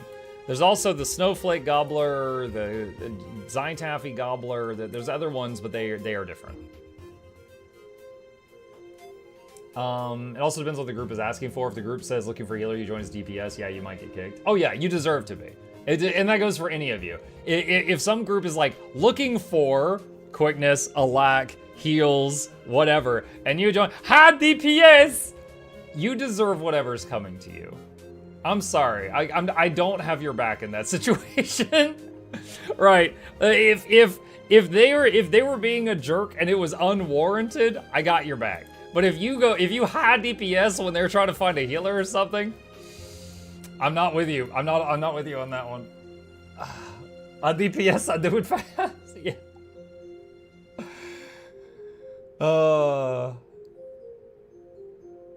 Let's see. Some masteries of stuff. What do you play now? Whispers kept telling me to try the professions, but I'm not sure. I see myself liking so much to try Elementalist. Hey, Mike, Guys, any advice when you want to play another profession but not sure if you want to enjoy it? I'm going to tell you what I did. I would make a new character of the thing. I would get to level 2, you know, finish the little tutorial, and I would go into the PvP lobby. In the PvP lobby, you have every move unlocked, okay? Like, you have every skill, every trait, every move is unlocked, and you can try them out on like a target dummy. And I could be like, oh, this skill makes my brain happy. Or, this skill is dumb. This is not as cool as I thought it was, you know? And I could decide if I wanted to put more time into it based on what I experienced in the lobby. If it was not that fun, then, you know, it was whatever. It was whatever at that point. I'm betting ANET is going to make beds run again and not go proper supply drops. What? Let's see. I went a Stomp DPS build, and then I get a kill. I just dodge, refresh, and go Vindicator to just spam that. That's a very popular one in open world with the, what is it? The sigil that's like when you get a kill, you get energy or endurance back, and you could just like spam bounce. What skill variants do you use in the PvP lobby? PvP ones. Yeah, yes. Yeah, you use PvP ones. However, many of them are very similar. For example, all right, Ranger, okay? Of all of these skills, the numbers might be slightly different, but in the PvP lobby, all of these skills operate the exact same as they do outside of PvP, except that one. That one in PvP is a CC. In PvE, it's a CC plus a massive bleed. It doesn't do the massive bleed in PvP. But you could try out all these skills in the lobby, and they are, like, really close to how they function outside. But that's what I would do when I wanted to try out a new class, you know, for like 5 minutes. At Muck, what's the best volatile magic farm? My home instance. It gives me some every day. If you mean like just like hard farming it and like not stopping, turning a turtle ice into volatile magic. Which I'm gonna link the guide I've made on that in the chat. Which is okay, Jackals is doing it too. It's gonna come up a whole bunch. Anyway, the ice guide. Thank you, Jackals. Do you have a video about achievements that we should do, or are they easy to do for a Sindon or something like that? If not, what do you think I should do as an ad infinitum? Wait, what? Okay, so ad infinitum is a legendary. You're saying achievements we should do, and then you transitioned into a legendary?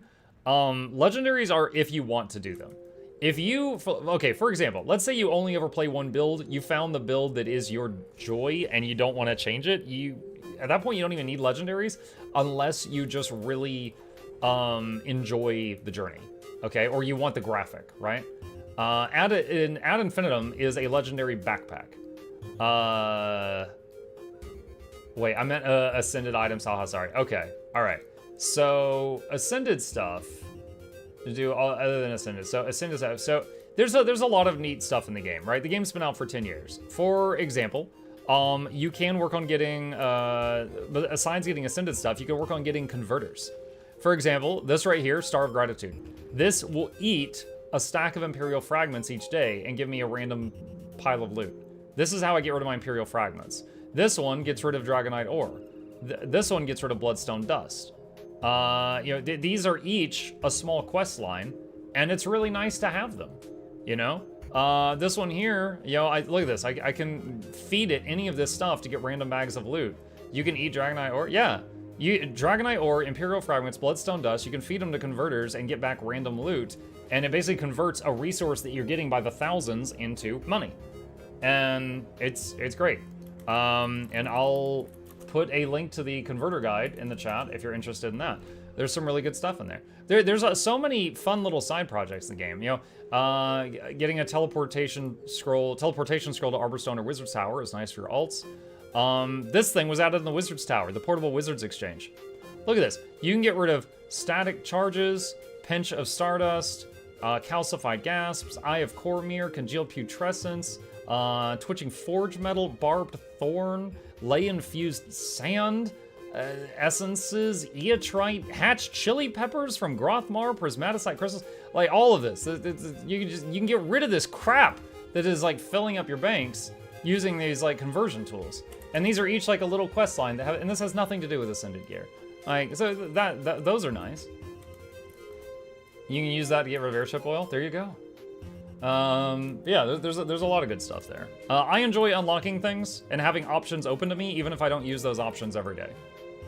So, you know, getting like, you know, the home instant stuff, getting the converters, you're working on full legendaries, things like that. I finally did a Legi. I wanted something to use on every character with the spheres coming out, and suddenly there was an obvious choice. 12 years of collecting random crap was about 90% of a legendary. I did the final parts the other week. Yeah, if you just play the game a lot, without really thinking about it, you'll get a lot of the materials for a legendary. For example, the Generation 2 legendary, was it Vertirock, the Warhorn? It's like, you need like 5,000 Elderwood and Mithril ore or something. So that's a rather common level 80 material, you just need a lot of it. So if you've got a lot of it, you might be like, oh shoot, I got a lot of the stuff from Vertirock here. I'm trying to get the Sky Scale, but I ran out of Auratite. Never met her. Is that from the hot meta? Auratite and hot metas near you. Huh? Hold on. What is he trying to say? Aura? No. What is the stuff from? Hold on. I'm trying to see if I'll like recognize it if I see it. Auric? Do you mean like Auric ingots? Yes. Okay. Auric ingots for Sky Scale. Do you even use these for Sky Scale? Hold on.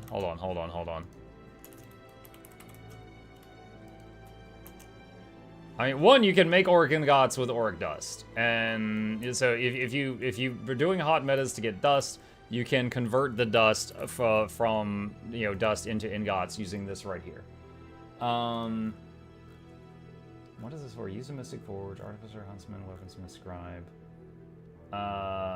Provisioner to. Are you using it for like Provisioner tokens?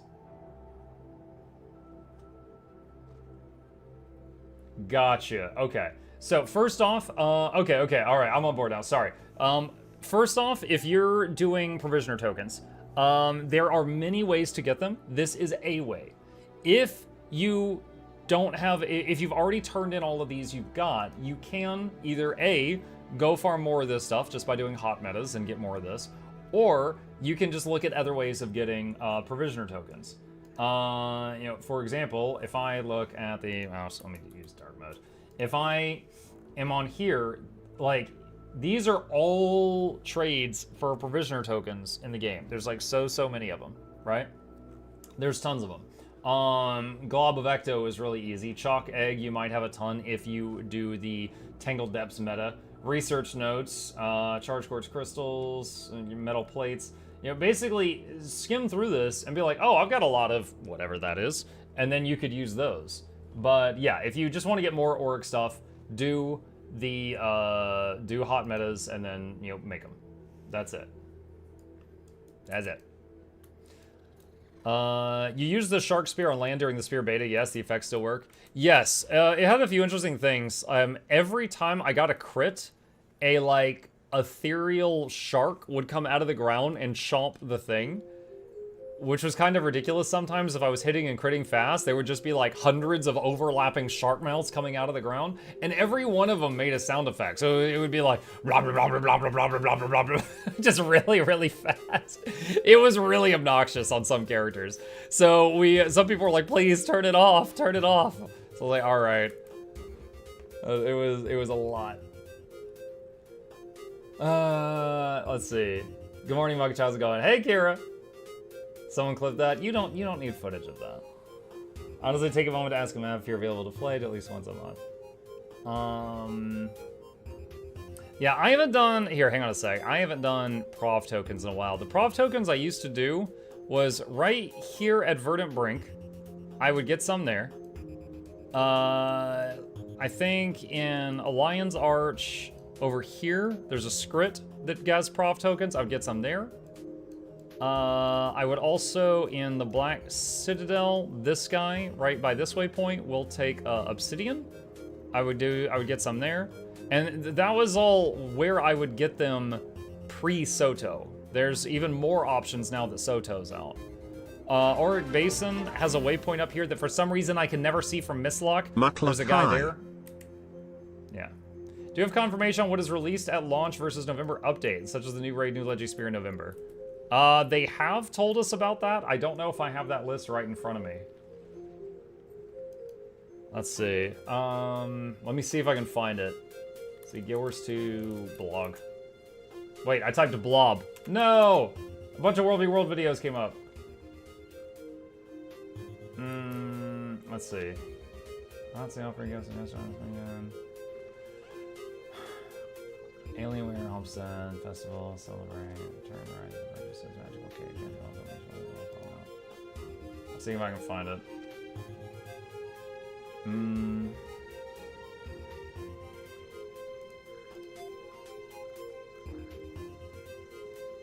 Hold on, I'm opening up some various blogs, see if I can find the one where they showed the chart.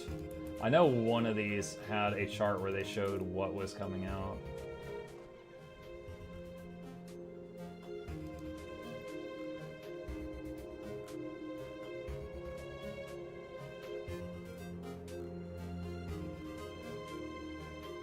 Studio update, Guild Wars 2 Spring and Summer 2024. This was from May. No. Okay. No, I'm sorry. I can't find it easily. I cannot find it easily. They have posted something like that at some point. I don't know when or where it was.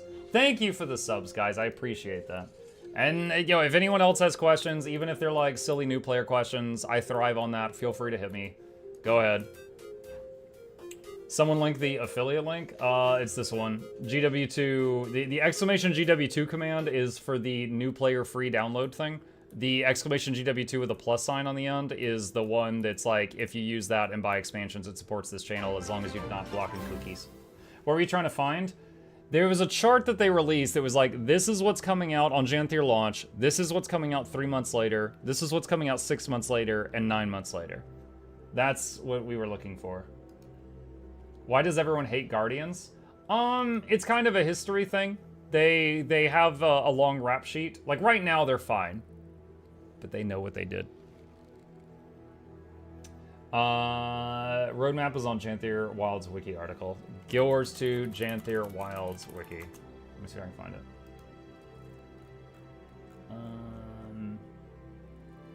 Standard, Deluxe, Ultimate, Masteries. Oh, okay, hold on. This might suffice. Okay, let's see. Expansion launch has the story, has Lowland Shore, Janthir Century, and Hearth's Glow, which is a homestead instance. Wait, is Hearth's Glow the homestead instance? Okay, so 2 outdoor zones and homestead. New spear on launch. Warclaw mount, lowland Kodan, homesteading. So that, oh, this is masteries. 2 new armor sets. Seasonal refresh of Wizard's Vault. All right, so the new raid comes out November. Challenge mode of the raid comes out Q1 2025. New fractal of the challenge mode comes out later on.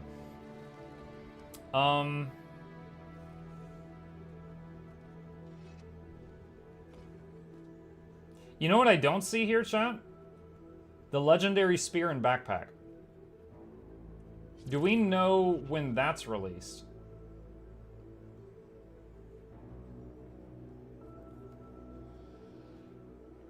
Those are November.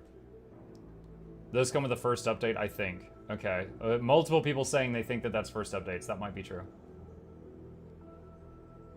Never saying dates. Okay. I aim to... I don't need them, but I aim to make those just to make guides on them. And trying to figure this out. So the new raid, extended convergences, Leggy Spear, and Leggy Backpack all at the same time. That's going to be busy. Busy. Muk, can we please swap your Gen 3 longbow with my Gen 3 torch? I'll send first real quick if yes. Wait, what? Hold on. Let me make sure I understand this. You're asking if you can send me a Gen 3 torch and I mail you a Gen 3 longbow from my giveaway pile. Is that what you're asking me, GG? What is the reason for this request? Are you wanting to wield it?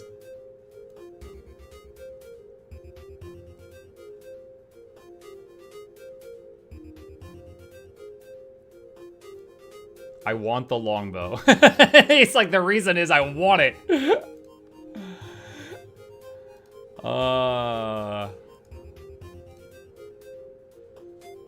You know, in general, I wouldn't mind and I wouldn't care. But I'm not the one who put that item into the giveaway vault. And I would feel kind of bad if there was like a sentimental attachment for the person who put that into the giveaway vault and they see me give it away before the giveaway even happens. So I'm going to decline for that reason. Because it was somebody else that put that one in. Sorry. Otherwise, like, they're about the same value, otherwise I wouldn't care. You could Overflow? You could. If you don't know them, the Overflow Discord, which Jackal's just linked in the chat, they do big trades outside of the TP. You might find someone there willing to do that. Maybe add in like a little bit of gold to make it worth their while. I hope to be here next week, but happy birthday, Mug. Thank you, Spokes. Appreciate you. Corbin says I used your link to get Janthir for my sweetie. Nice. Thank you for using the link. I appreciate that. That's a huge help. Yeah, those links are not perfect. They are pretty scuffed sometimes, but they are still a huge help, and I'm really appreciative of ANET for giving me one and you guys for using it. How's everyone doing? We're just chilling, man. I've been standing in Mistlock for like an hour just answering questions, but I love it. Will there be a list with everything you do to prepare for Janthir Wilds? I don't... I mean, a lot of the stuff I was doing was honestly preparing for the Janthir Wilds giveaway I'm doing. I would say, okay, hold on. Let's try to put this into words here. Where is... Let's see. Okay. How to prep for new Expac. All right. Let's make a list of tips here, chat. Leave your... Okay. Figure out which character you are playing Expac story first. Get that character rested the day or two before.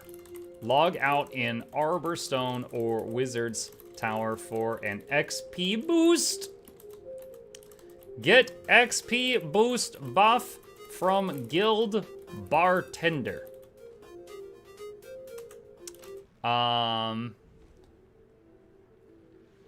Can use boosters if you have any saved up, such as old birthday boosters you might have in bank. I have no guilds, cry. Oh my gosh. Get social, noob? Get ascended food? You could.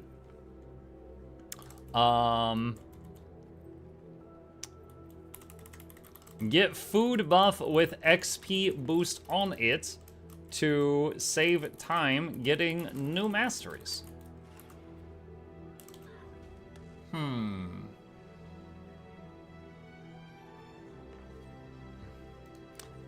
Get a good open world build. Let's see. Anything else? Like, it's not much. Like, you could save up money, you could save up mystic coins and obsidian chunks and stuff like that, but, I mean, none of that's required. It's nice to have, none of it's required. And honestly, all of this stuff, you could just not do this. However, what's gonna happen? Let's say it takes 8 hours to get the new masteries. If I do this stuff, I'll be done in 5 to 6 hours.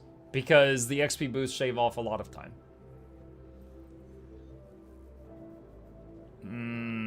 But yeah, like none of this is required, but it's all like good options.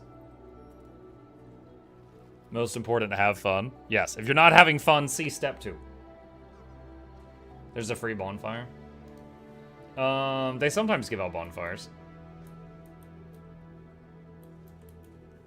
Make yourself a good fashion look, something explore.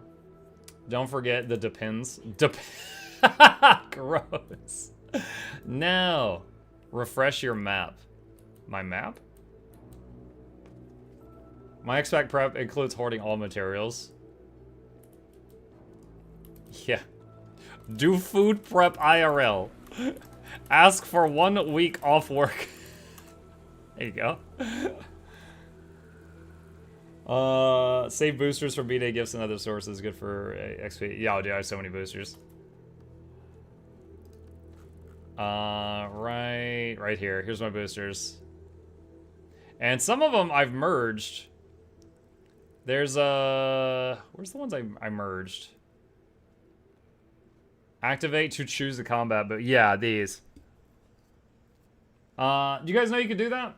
You can take, I have a, hold on, where's the merging boosters thing? You can merge them? Yeah, there's a guy in Lion's Arch that will, here we go. The booster condensing guide. So you can take, see all those boosts in that thumbnail? You can combine them into this, and then when you use this, you just choose which one of them you want, and it takes up way less bank space. This was a really unique feature that I found out about like 5 years into playing the game. And yeah, there's a dude in Lion's Arch that you can hand them boosts and they will condense them into one item. See this right here? Activate to choose the boost you want for an hour. So like this is like a bunch of different ones combined. So that's a very useful video if you've got a bank full of boosts like I used to. Like, I used to have like 3 rows here full of boosts, and now I've just got the 1 row. Learned a thing? Yeah. Can someone buy me Sunrise? No, but if you want to buy me Sunrise, I'll take it. I can find a home for it. I never read that. I assumed it was roulette or something random. No, this is from the guy. The video I just linked in chat shows it. But you talk to them and they show you how to do that. Almost 12 years into the game and you're telling me just now. Yo, I found out a year ago and I made a video about it so quick, but I think the feature had been in the game for a long time. I think the feature had been there for more than a year.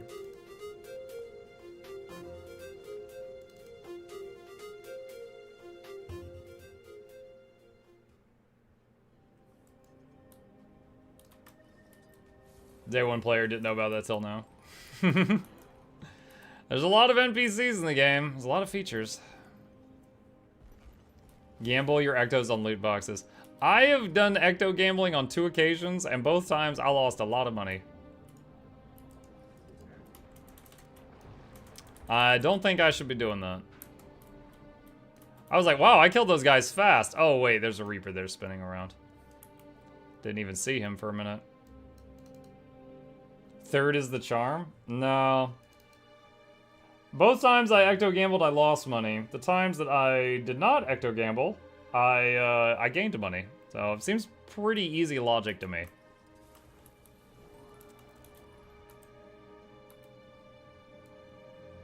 I lost a lot of money. Isn't that the point of gambling? Yo, I've been to Las Vegas, chat, and I had the opportunity to gamble, and my wife, I think she thought that like I might get addicted and like spend a lot of money, so she's like, all right, we're both limited to $50. Once we've spent the $50, we agree no more. That's it. If we lose it, and I was like, yeah, okay.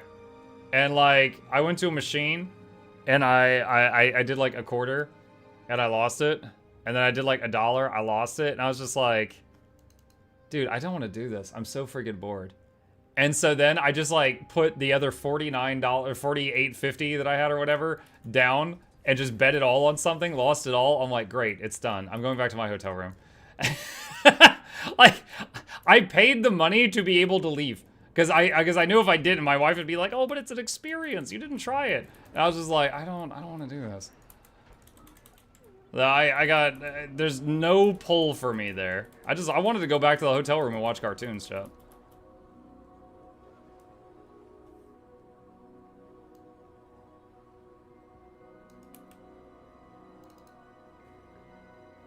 Video games are better, spend your money on games. Yeah, I will say, I've gotten way more enjoyment out of spending like 20 bucks on a game than 50 bucks at that Vegas thing.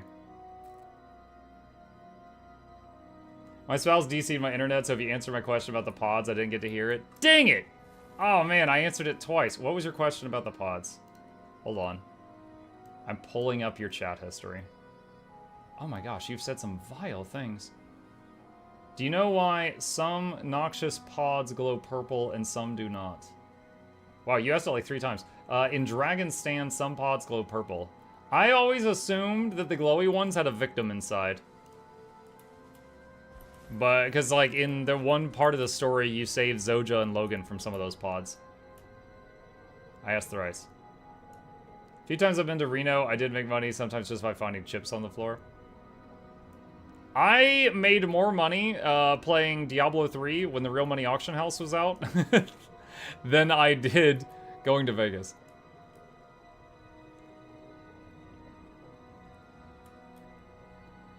Twitch just randomly switched my feed from you to Noxxi stream with no input from me. Noxxi's hacking you. Oh my gosh. Again? That freaking green gremlin. I'm his D3 Real Money Auction House.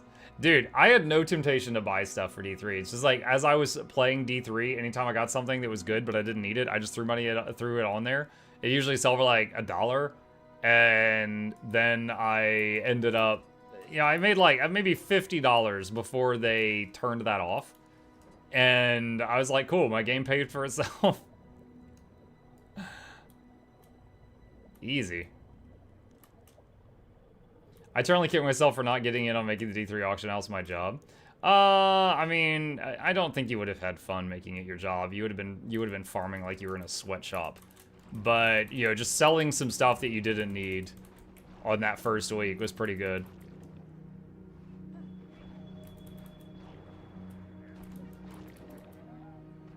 D at launch, it worked out cheaper to buy new gear because repairs are so expensive. What happened when they shut down the AH? Did they refund the money? Well, no, they didn't like undo the chart. It's like the things. Like if you bought gear from someone, that transaction was still done, right? They weren't like, all right, you give me the money back, you give me the gear back, put you know, they didn't do that. So no, they didn't need to refund anybody. They just stopped the trading and took down the our money AH. There was just no more trading after that. Have you reacted to Rose's new video yet? No, I have not. I do, yeah, he was in my chat. I actually had the opportunity to talk to him briefly for the very first time the other day, because he popped into my chat while I was playing, I think it was Pyre or something. He popped in while I was playing another game. Oh yeah, the text when I go through his online is, Regions of Tyria. It is a, module that is in the Blish HUD program if you want it.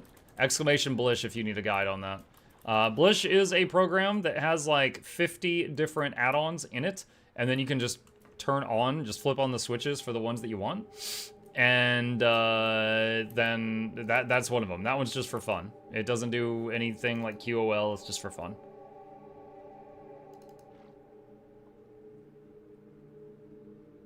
There is your gift from the TP. Oh, what's up? Communal boost bonfire. Okay.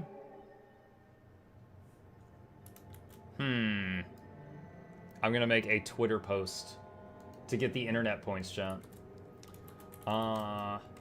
Free communal bonfire on Black Lion TC. Recommend using it on launch day to use the boost in the new zones while unlocking everything. Hashtag Guild Wars 2. Internet points. All right, here we go. Boop. Okay, got it. All right. The bonfires are giftable. Oh my gosh, you could send all of them to Erolozen and drown him in bonfires. Did the shop just refresh? Well, it is Tuesday. It often refreshes on Tuesdays.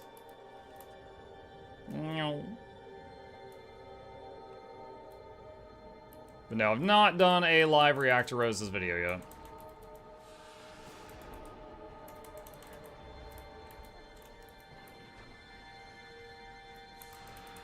I do know that it is a bit more spicy than the others. I skimmed it a little and I was just like, oh my god. Do you rate open world Sully builds? Yes, they are 10 out of 10.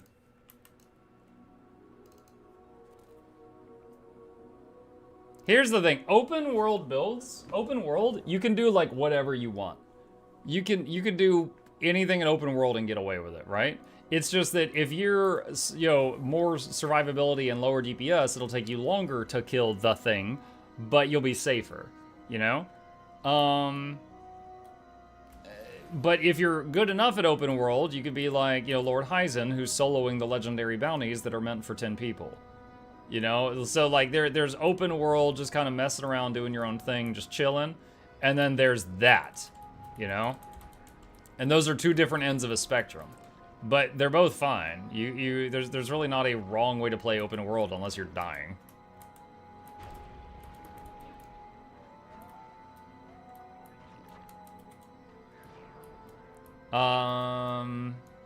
He does that with Selly builds, yeah. But that doesn't mean if you play a Selly build, you're gonna be good. I'm just saying, Hyzen with a Selly build does not necessarily equal anybody else with a Selly build. But yes, he does use Selly build.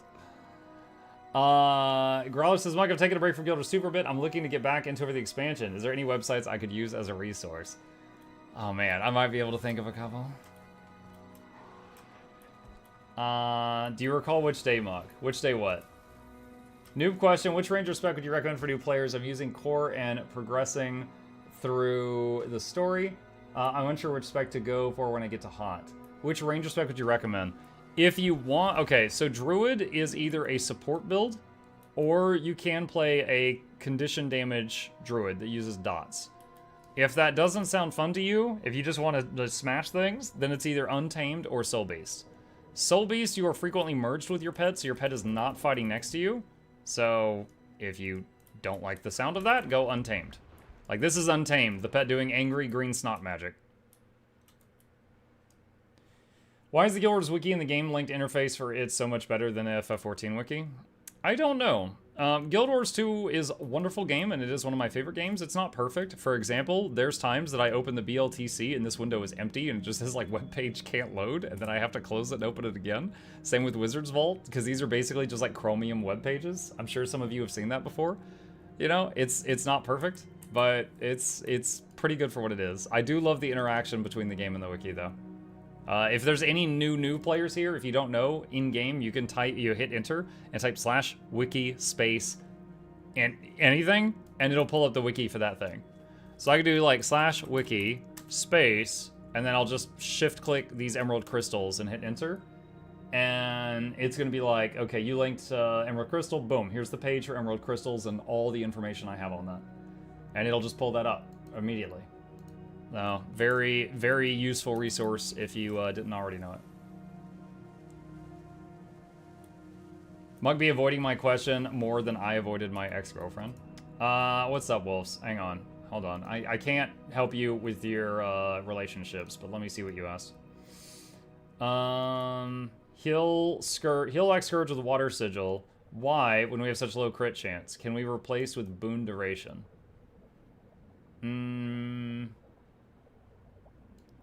Okay, so here's the thing. Boon Duration is helpful in any build until you have max duration of boons. If you're already keeping boons up 100% of the time, then boon duration becomes pointless. Oh,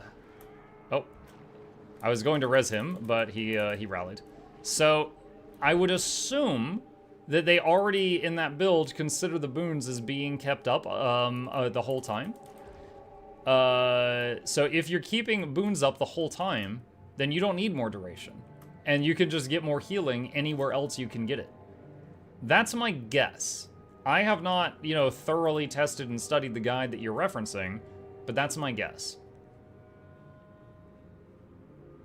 Actually, Muck, you do help with relationships. I believe to be the love of what I believe to be the love of my life left me last week. No, I'm still here. And watching your streams daily almost made me feel human again. Oh my god. I'm glad you enjoy your time here and it could be a place of refuge and not a den of iniquity. Sorry about the relationship thing. Oh my goodness.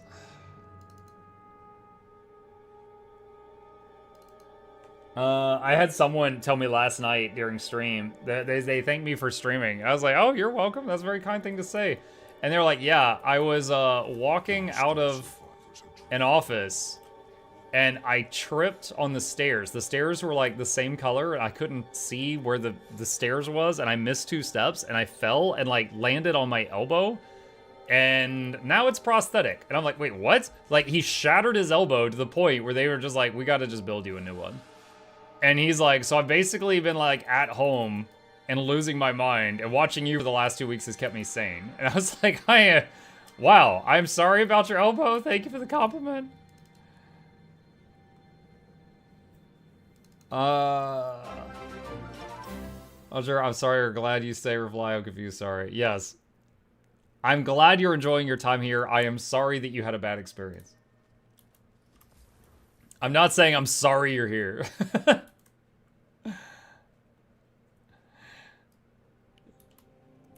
That's a very nice reply. Yes.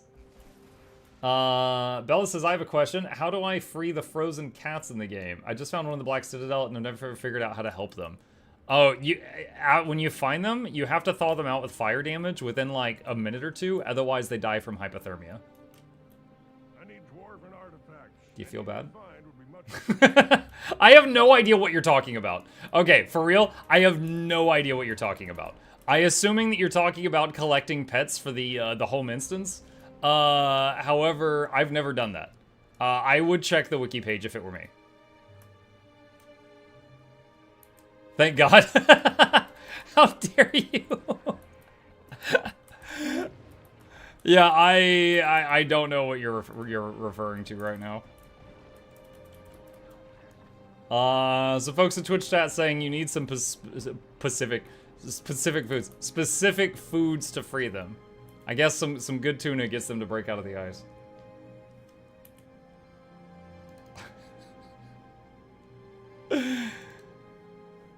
I thought you were saying that as fact. I have my moments. I'm surprised you didn't get all the cats. They have like 35. Search the Hungry Cat Scavenger Hunt on the wiki. Pacific food, Muck, is that similar to your Spanish stove? Wow! That is a throwback to some old Muck lore, Jackals. Proving you've been here a while. Getting the Super Adventure Cat was painful. Oh gosh. I love the graphics of everything involved in the Super Adventure box. I dislike playing the Super Adventure box. I don't want that. Like, I like the skins and stuff, but that's it. If you have lore, you are old. Of course I'm old. I'm like 82. And my birthday's in August. This is coming up on 83 now.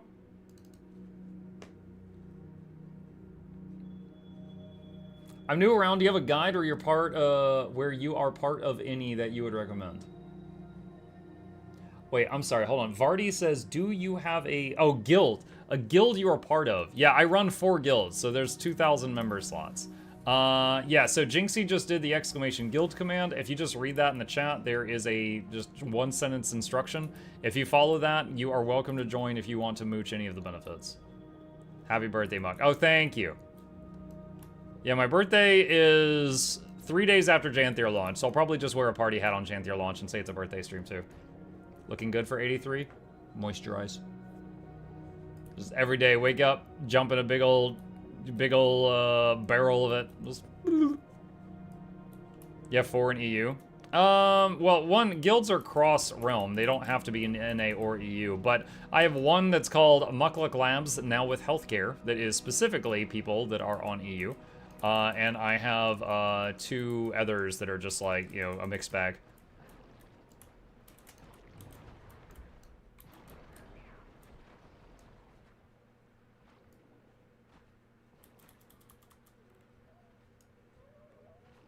Smiling at that painting that ages in your stead. I'm not Keanu Reeves.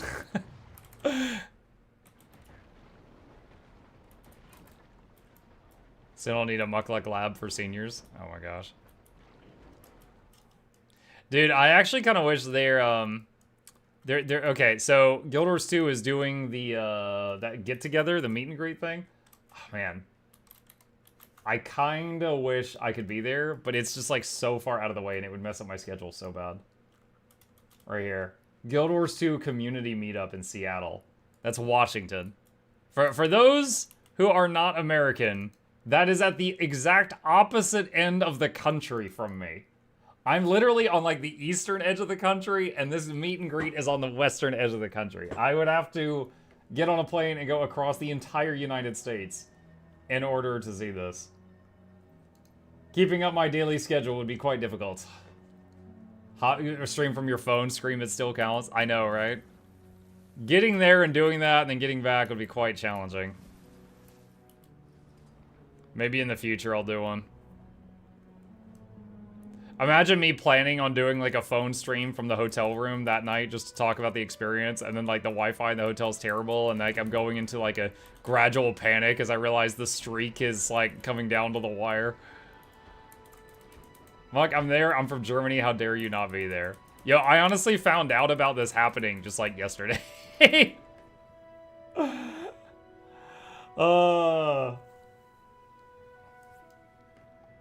Can't you just mount an eagle and freedom over there? Yeah, I'll just get a fishing pole and hang a cheeseburger off the end of it. It'll make it move. We have planes now. Yeah. I don't know. I find my life is a lot safer if I don't go outside. If you stream, you can write the plane tickets hotel room as a business expense. I don't know. The IRS might be tired of seeing it. Like, every year I put like 100 video games I purchased as business expenses. The IRS might be getting sick of me. Where are we sending Muck? No, we're not sending me anywhere.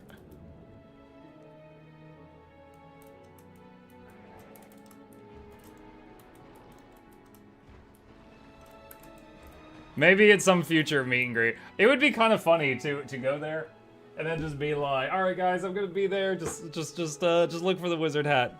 Just walk around wearing this. You can spot me in the crowd. Just look for the stupid wizard hat. That would be how to find me. Dang it, dude, these things respawn so fast. It keeps preventing me from like teleporting to the next area.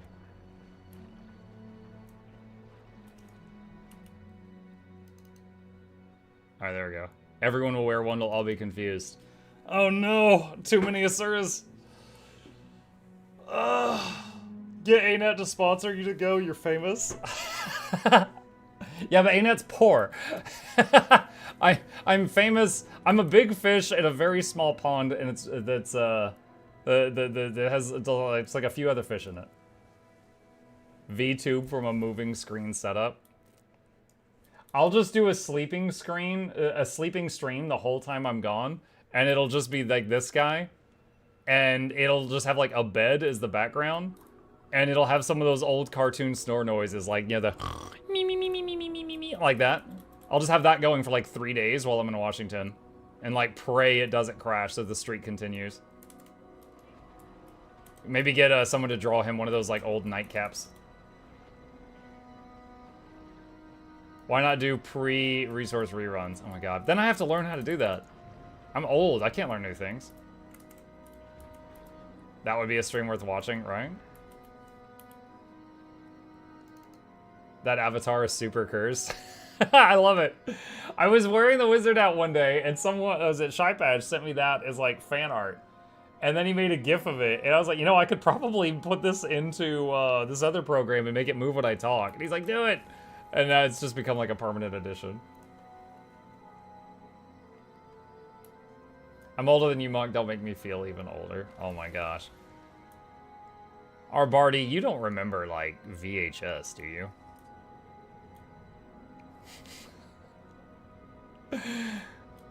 Can stream old teapot streams? What?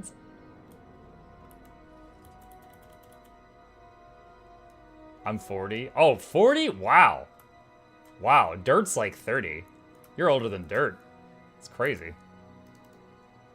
Cassette tapes, what? I actually had a talk with my kid recently explaining the difference between cassettes and VHSs. We've been playing Grounded, which is a game that kind of takes place in like an 80s environment. And like, you know, there's other stuff like Five Nights at Freddy's, you know, you find VHS tapes and solve, you know, stuff. And I had to explain to him what they were. Half the chat remembers VHS. Yo, I remember VHS. My parents had like the whole Disney collection, you know, all the videos on VHS.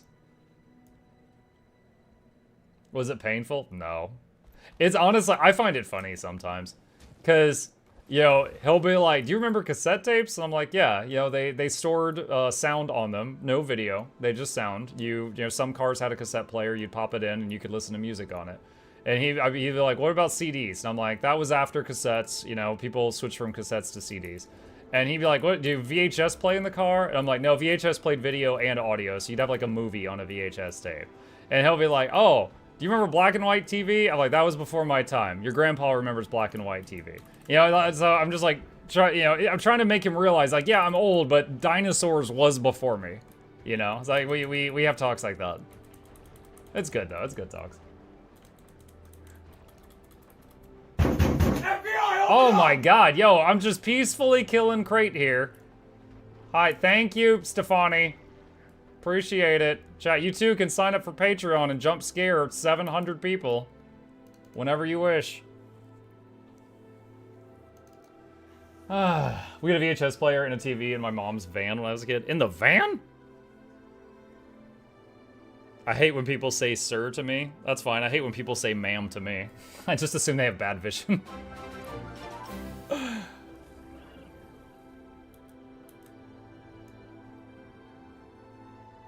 I'm sorry, I didn't know it was gonna do that. You're not sorry. Also, it's fine. I set it up to do that so that people want to scare me, because then I get more patrons. Yeah, it's actually shocking how many more patrons I got when I attached a jump scare to it.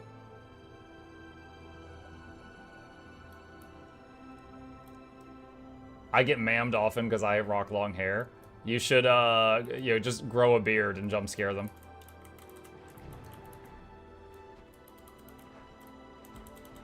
In the 90s, I remember our box TV. It was only able to do black and white, and it had like 9 channels.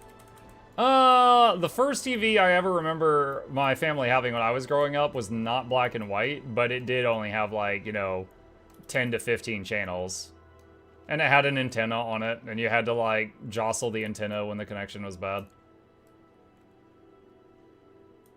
In my teens, then, you know, cable TV or satellite became more widespread. And then after that, it was just like, oh man, we got the internet. We don't need the TV. We don't need this anymore.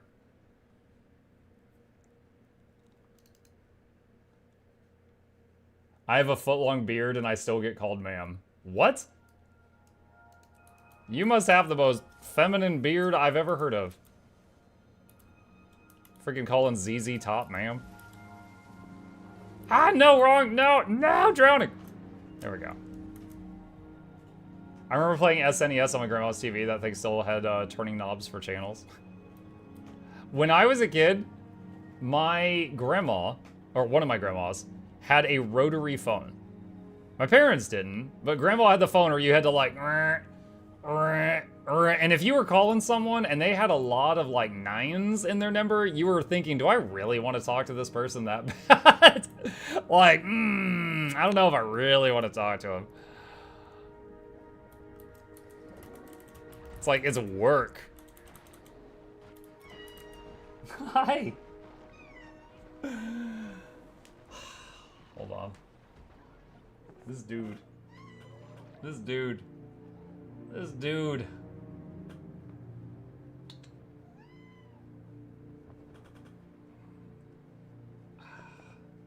Orange cat behavior. It's my turn with the brain cell. Scratch, scratch, scratch, scratch, scratch, scratch, scratch.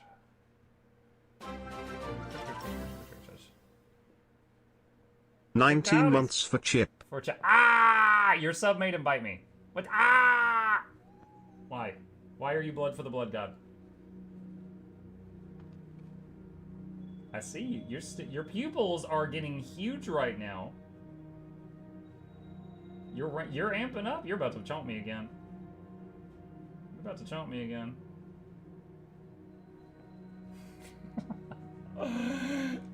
Dude, I can tell. I can tell. Cause it's just like, you can see across the pupils. It's like stupid.exe loading. Please wait. Fortunately, he kind of like playfully bites. That's why I allowed it. If he ever gets too rough, I know how to stop him. MacGyver showed us you can manually dial the number by tapping buttons when you hung it up. I've heard someone calling it non-cordless phone, and it made me feel old. Non-cordless.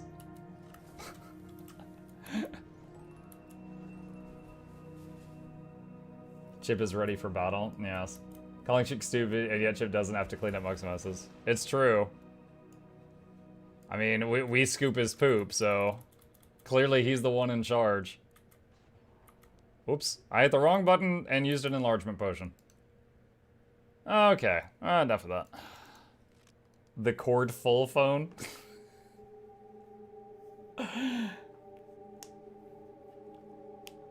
Exclamation Chip. You know, I actually do have a video that's just a compilation of Chip being a psychopath. I actually should put that on an exclamation Chip command. Hang on. See if I can find it. There it is. Professional streamer cat. That's the one. YouTube's taking forever to load right now. Mug, what gesture do you make to symbolize using a phone? Then ask your kid what he does. My wife's babysitter uses a flat hand and holds her palm to her ear to symbolize using a phone. I mean, it depends. If I'm just like mocking someone, I'm like, hello? You know, and I'll do like that. But if I'm like in an elevator with someone and I want to just screw with them and make them think I'm on like Bluetooth, I'll be like,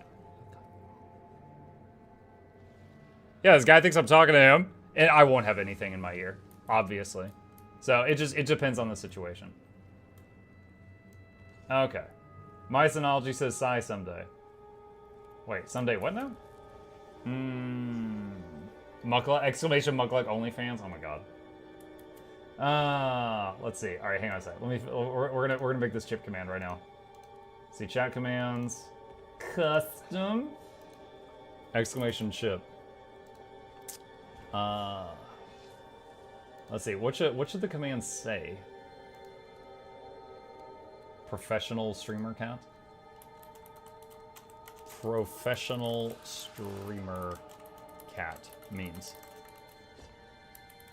activate. Okay. Now I gotta go over and do it on the other side. You expect Chip to follow this command? No. It's just from people to exclamation Chip, so it kicks back a video. So I'm gonna go for that. Okay, there. It's done. There you go. Cat memes. Blood for the blood god, all that stuff. Difference between older gen and the younger ones, how we use language changes a lot, and it's interesting. Yeah. I mean, there's lots of phrases that are really, really freaking old that we still use today. Like, between a rock and a hard place. Like, some of the, like, you know, hang up the phone is actually, like, a more recent one, but there's others that are, you know, much older.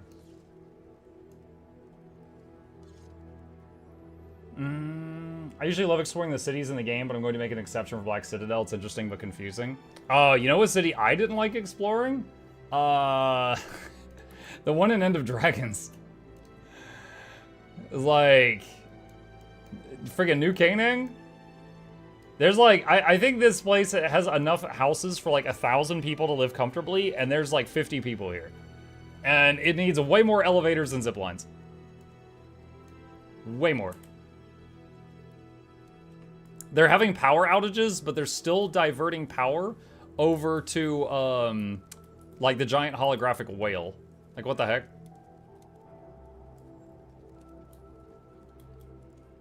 New Canaan is so bloody empty, it's like at the start of the lockdown. It's the start of lockdown? New Canaan has COVID. That's good. That's good.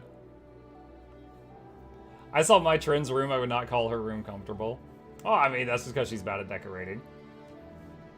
They're sitting in their houses playing on Jade VR. No, they're controlling the wheel. Let's see. I want to Unga Bunga something or something to hit. Convergences, Homestead, Chakaran. Chakaran? It might be too late for Chak. We'll check. We will check. Knuckle Dog, good morning. Hello, Ramune.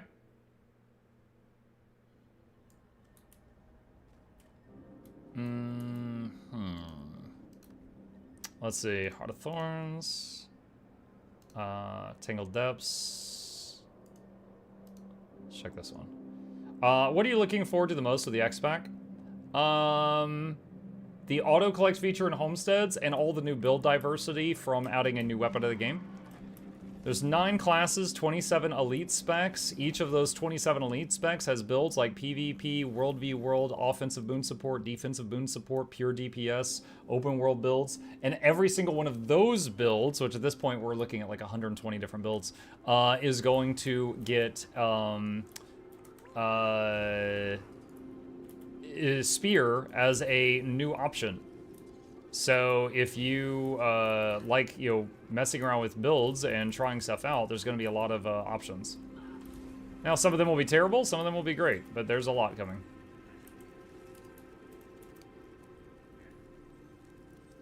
XP boost. Got your eyes on any new builds using Spear? I'm a Ranger main, so definitely want to see if they are going to make it so that the Ranger Spear is better. In the beta, it was okay, but the damage was really low. They said they were going to improve it, but I'm curious if it's going to be enough to make it, like, worth using. What about the Raid and the Convergence? Are you excited about them? Yes, I am, but those won't be out until, like, 3 months into the expansion, I think. They're not going to be out next Tuesday. But yes, I am excited about them.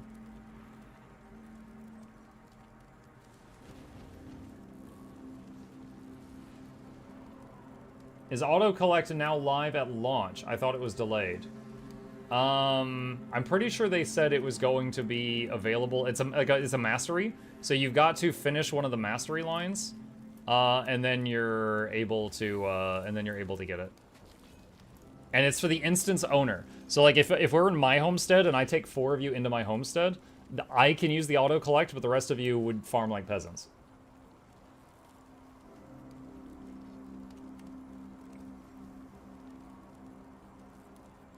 Question, anyone, what extra stuff do you get if you pre-order Janthir Wilds? I mean, I can, hold on. I'm going to use my own referral link to open the shop, and I can show you. Okay, so if you get Janthir, all right, So standard edition, you get the game, you get a level 80 character boost, you get a shared inventory slot, you get fancy shoulder pad skin, and you get to choose one of these weapon skins. Deluxe edition, you get all of that stuff, plus a set of infinite gathering tools, and you will get to pick a glyph for them. They are adding that. They said that they meant to do that, but they didn't, so that's being added late. You get an extra character slot, a identity redo kit, this fancy table for your home instance or your homestead. And then Deluxe Edition, for the additional added price of $25 more, you get $50 worth of gems. So the Ultimate Edition is worth it if you have something you want to buy with gems. If there's nothing you want to buy with gems, then don't do that because you would feel like you wasted your money. Click compare. I mean, yeah, you could do that too. So here's a chart if that works better for your brain. Did they say how or when the glyph is coming? They did in a forum post. Let's see if I can find it. How does one use Mux creator code? Use the link that's in the chat if you scroll up just a little bit, Vovi. And if you use that, it opens the store. And then if you buy the game for your standalone client, not Steam, through there, it supports my channel as long as you are not blocking cookies, because it's a cookie. It does not require a promo code or anything like that. It's just a link. We're almost by the music spot. Hold on. Where is it?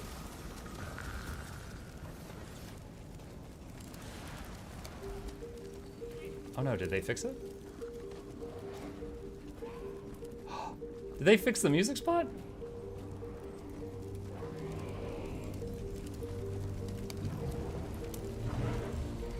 Oh no, I'm big sad right now.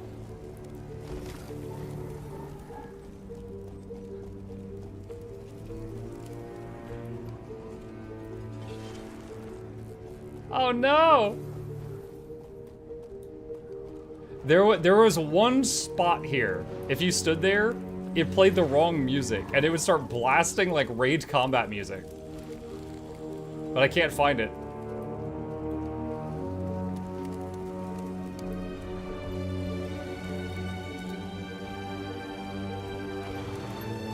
Dang, unfortunate.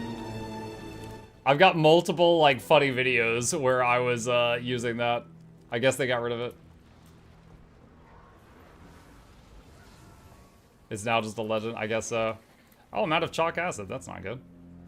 I've basically been living under a rock Guild Wars 2 wise. What's new with the expansion besides new zone?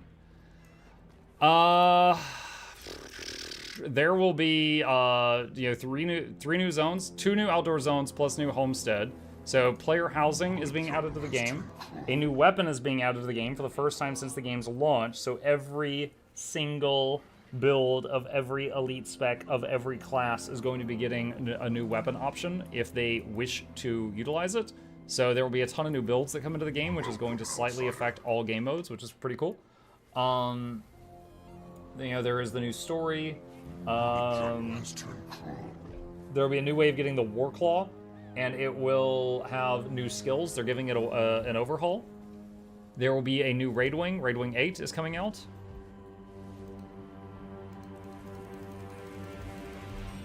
Okay, now I got chocolate. New convergence thing. New legendary spear. New legendary backpack. New Mukluk guild. No, I'm not making a 5th guild. What if I bought the standard version of the game, but I want to change to the deluxe version of the game? You might have to contact their support for that. I don't know a way to do that through their website.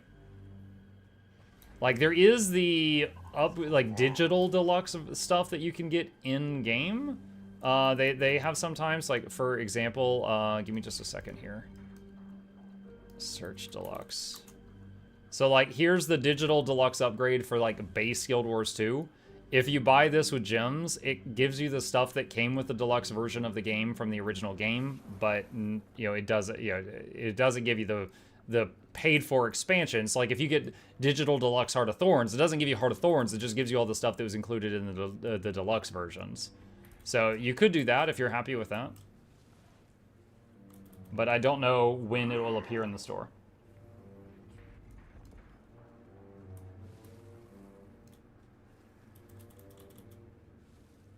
First zone won't have a meta. What are your thoughts on that? And do you think we will get a meta as the first update, as we won't be getting the new map with the first update? Did they say the first zone will have a meta? This is actually the first I have heard of that. Okay, I'm going to assume that's true, and I will just proceed from there. If the first zone won't have a meta, I hope it has, like, a world boss or something, just to keep it lively. Now, it might not, but my thoughts on that is Guild Wars 2 does a great job of trying to make every zone in the game not be a dead zone. There are some, you know, with how many zones this game has, there's going to be some, but they do a really great job of keeping most zones lively, at least a little bit each day. And if the zone has no world bosses or metas, I worry that it would become like, what's the zone in the game that's just dead after you finish it? I don't know, Bloodstone Fen? Like Vabi? Like just one of these other ones. It's like, I worry that there would just not be, many folks there. But, I don't know, I guess we'll see what happens. I will say, they can't make every zone meta a banger. Like, when you've got a game that has, like, 50 to 100 different zones with different metas, the community are going to figure out which ones are the best ones. Either these are the most fun, or these give the most money, or whatever. And they will do those, you know? So not every meta, I'm sure some of you have gone to a zone and you want to do the meta and there's not enough people there. Yeah, the community just decided that they don't feel like doing that one.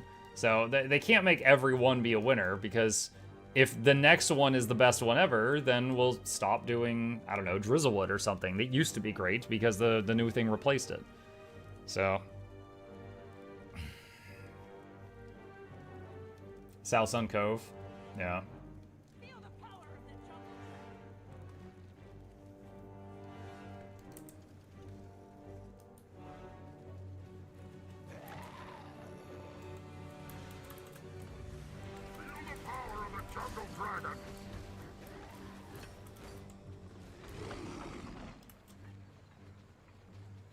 Meta means events that culminate. What is a meta? Meta is usually like, let's say you get it's usually a chain of events. So you'll have like a guy that's like, help, you know, my cabbages. And you go talk to him and he's got a cabbage cart and you defend the cart while bandits attack. And then it's like quest complete. And then he's like, these bandits, they always bother me. They come from that cave. And then you get an optional quest to go into the cave and murder bandits. And you go into the cave and you murder the bandits, and it's like quest complete. And then another thing pops up, and it's like the bandit god shows up, and he's like, "Oh, you destroyed my worshippers," and then you kill him, and that's another quest complete. And then another quest comes up, and it's like the god only did this because he was out of milk, and then you got to get him milk, and then another quest comes up, and it's just like one thing leads to another, leads to another, leads to another. And if you don't do, like, if you fail to succeed at one, it won't keep going. But usually, in each zone, the final thing is like a massive fight that's like, you know, intended for 10 to 50 people. Milk, I don't know, it's the first thing that came to mind. So it usually leads to like world bosses and stuff like that.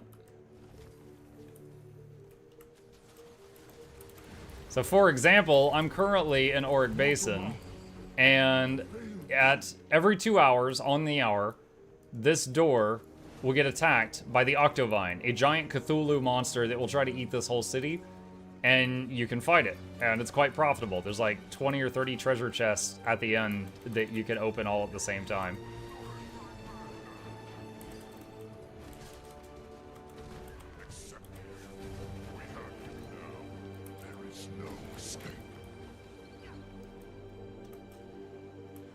Cabbages and milk, the reason for world domination.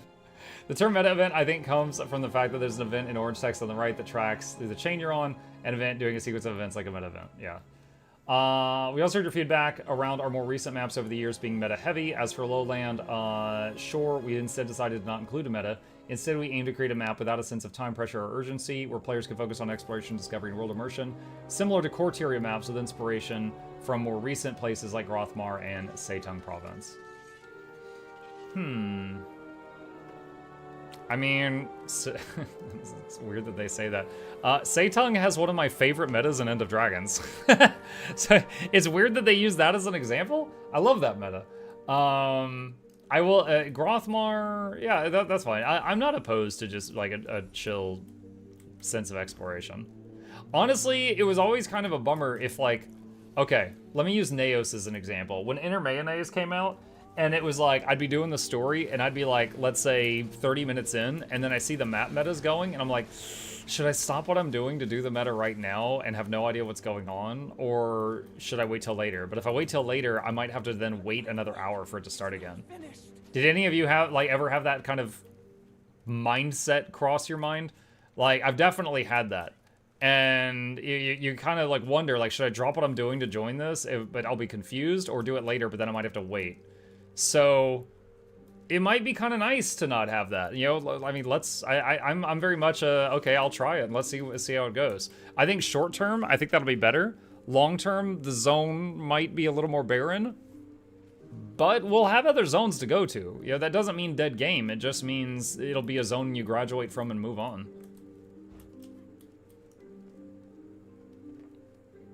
Grothmar does have 4 smaller metas in it. I think the only reason it was unpopular is because the rewards were the hatch chilies.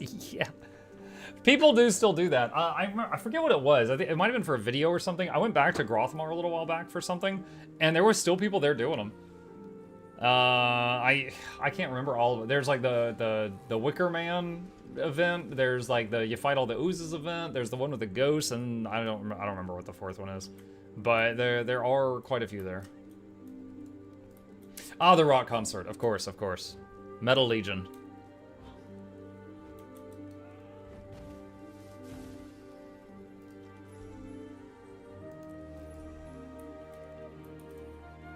The meta in Seitung is just a small portion of the map, though. It's not a full map thing. Oh, no. But I mean, by that logic, Octavine isn't a full map thing. It's just this center part. It doesn't include any of this. But still, everybody loves to do it because there's like 25 treasure chests at the end. Does anyone do Doppelganger anymore? I admit, for me personally, it's been a few years since I've done Doppelganger. It has been a bit. It's been a bit.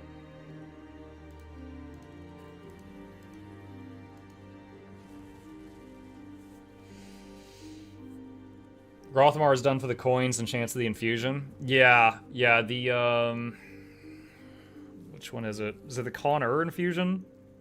Or the ice one? One of those two can come from there.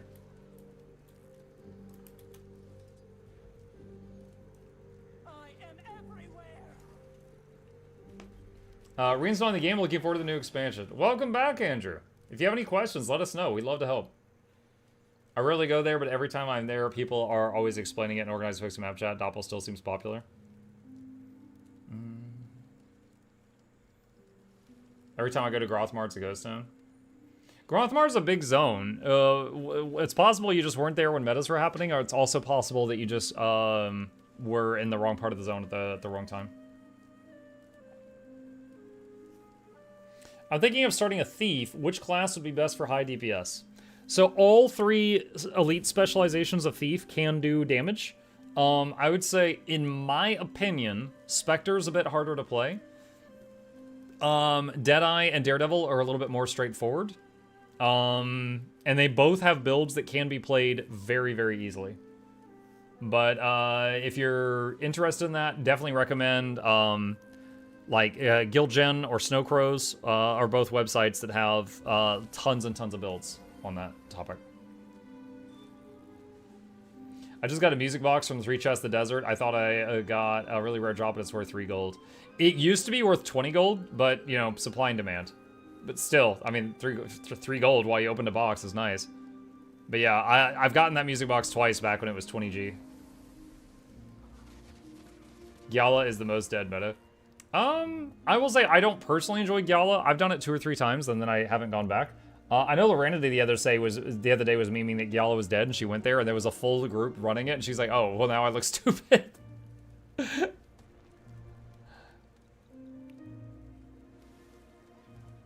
I got 80s for almost every class except Thief. Right on. Having fun with the Lord, Highs and Deadeye build at the moment. At Mukluk, the POF metas are done from time to time because they're part of the Wizards Vaults weekly. A good idea by Inet to do that. Yeah, that's also like if you go to achievements and go to daily, there's a daily Living World Season 4 zone and a Season 3 zone that give bonus money. So people will go there for these. So sometimes the people are like working on Aurora or Vision, and they're like, oh, I need to do this thing in Draconis Mons, but no one's there. And I always am like, oh, you just look here. You could just wait till it's the daily and it'll be full. What time does expansion launch on Friday? It launches next Tuesday, 1 week from today. Vladimir says, is Soto worth it to buy? And if yes, what makes it the most valuable? So, in terms of story, I admit that Soto was not my favorite Guild Wars 2 expansion. However, in terms of the features it added, I love it. And if you like Guild Wars 2 and plan on playing it for a lot into the future, I would recommend getting it, yes. It adds the Wizards Vault stuff. It adds the Weapon Master training, which allows you to use your elite spec weapons on your other builds. So, like, I can use a Soul Beast Dagger while I'm playing Druid, or a Druid Staff while I'm playing Untamed, which unlocks a lot of new build options for you that you didn't have otherwise. It also unlocked the new weapons for each class. So, for example, Ranger got maces, Necromancer got swords, things like that. So, overall, it kind of feels like you got 2 new weapon type things for each of your classes, and that was really huge. It also offered an additional way to get the Sky Scale. It offered convergences, fantastic strikes. I really enjoyed the Sarah strike myself. So there is absolutely some good stuff in Soto that will continue to affect the game for a long time after.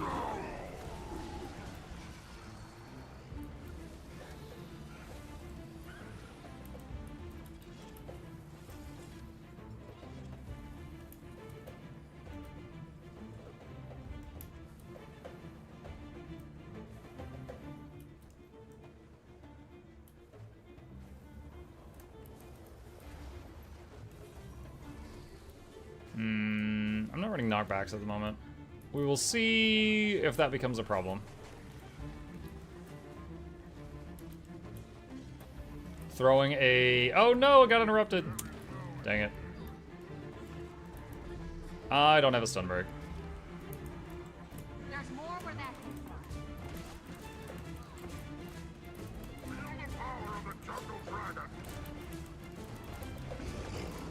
Okay, Frog's dead. Here's another. Make it count. Hey, we res there. I think they might have res that guy in time. That's fine. Always love the music here. Oh, it's fantastic. I have a lot of Heart of stuff, Heart of Thorn stuff on the playlist.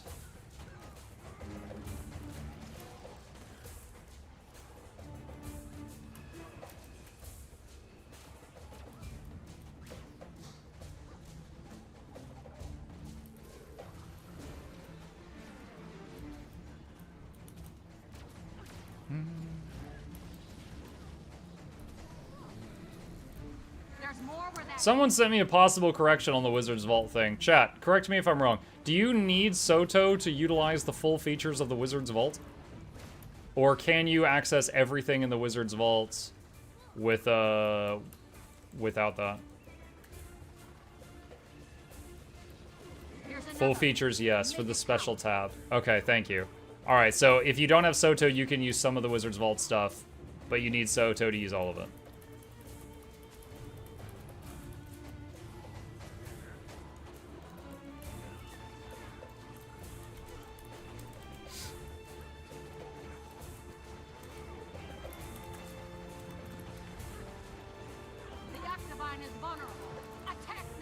Oh god.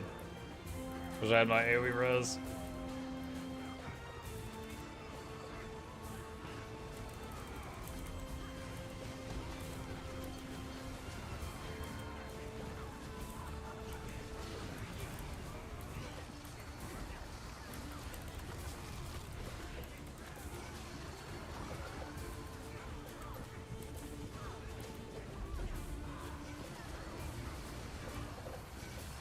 GG! First try.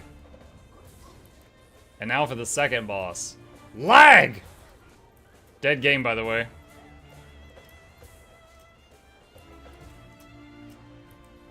Why am I my being. Be prepared to fight, hero.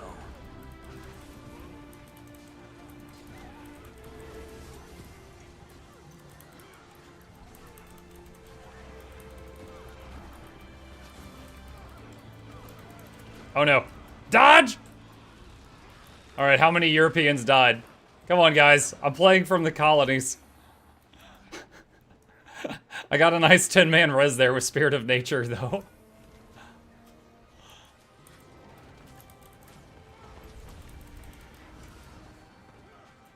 Barely hit that one in time.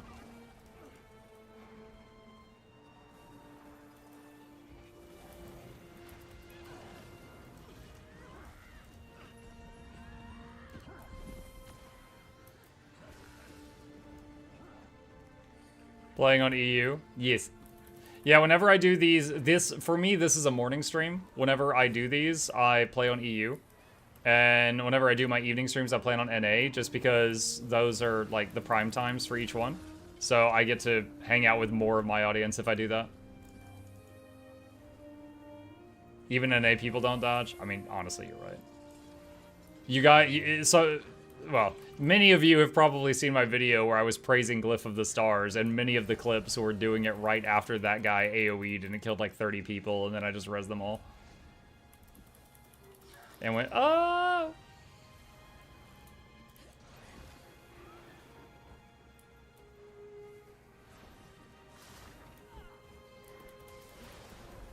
The fattest of glyphs, yes.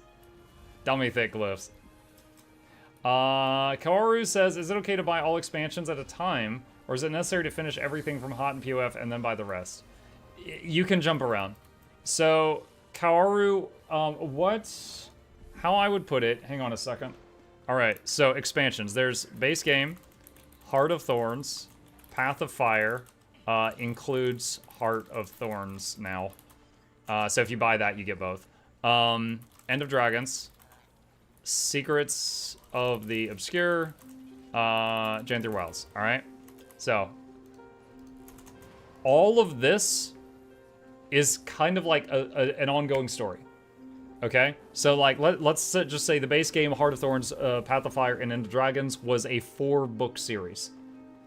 Secrets of the Obscure, same world, same characters, completely different story. Janthir Wilds is going to be the same. So if you're like, let's say you're in the middle of playing through Heart of Thorns, but you just want to jump ahead to Janthir and then come back to this, you can do that. And that's just story, right? If you want to play them out of order, you could totally do that. I'm actually someone who played them out of order because I was a dum-dum. I did Path of Fire first because I heard you got mounts, and I was just extremely confused the whole time. And then I went back to Heart of Thorns, and I hadn't played Living World, chat. I went back to Heart of Thorns, and I was like, who is Kaith, and why are we so mad she stole our eggs? Like, were these really expensive eggs? Does this world just not have eggs? Like, why are we so mad about this? I was so confused in Heart of Thorns about the whole Kaith and the eggs thing. I know now. I didn't know then.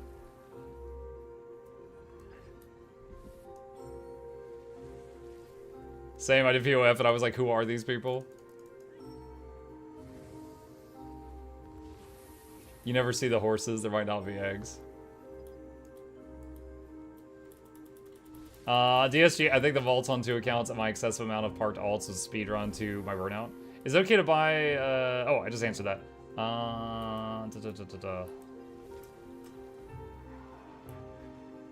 Remember Vlast? Either have I. Oh my gosh. When I first saw Vlast, okay, there's a point in the story, and I won't say when it is. There's a point in the story where you're about to die, and a little dragon named Vlast dives in front of you, kind of like, get down, Mr. President! And he takes the hit, thus saving your life for a few more seconds. Here was my impression of that moment. Who the hell are you? I think I was supposed to be sad. Like, no, I was like, who the hell are you? I didn't know who that was. I had never seen that character before in the game. He had a very unique appearance. It was a stranger to me. No idea.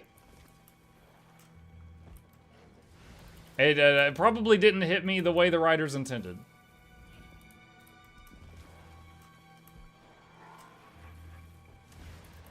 They did Primordius dirty. Oh yeah, they took away his body.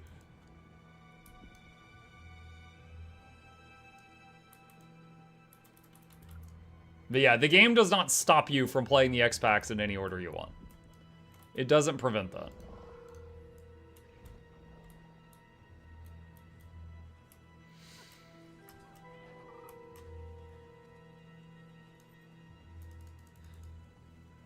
Primordius was too thick to help the mango. Hello! Hey, sorry, it's a few minutes late. I appreciate it, thank you. Is it already seasoned? Yes. Thank you. Chat, my wife has brought me gamer fuel. What do you think she brought me? What do you think she brought me?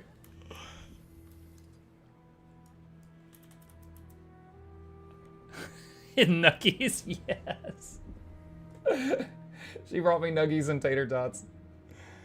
Ever since we got an air fryer, my wife keeps a bag of frozen nuggies and a bag of frozen tots she gets from the store in the freezer, and just occasionally she just dumps them in and was like, here. And I am not complaining. Not complaining. Nailed it, yes. Okay, we have opened the like 30 treasure chests here. Let's see, are they doing DBS? Money, money, money, money, money, money.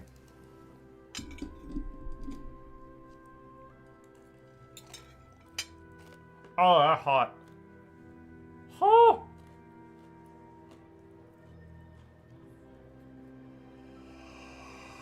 Hang on. Huff, huff, huff, huff, huff, huff, huff. Are we not ready to eat?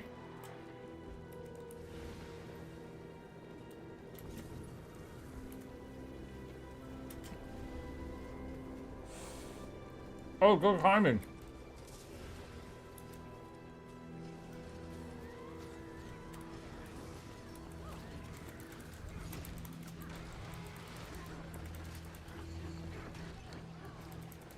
Oh my gosh. Okay.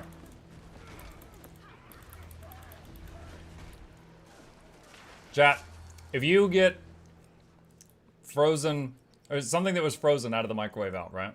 Like a Hot Pocket or like a Bagel Bites or something like that, and you know that it's molten inside. Do you wait for it to cool down, or do you just eat it right then and just do that ha ha ha ha ha thing like a dragon? What's the correct thing to do?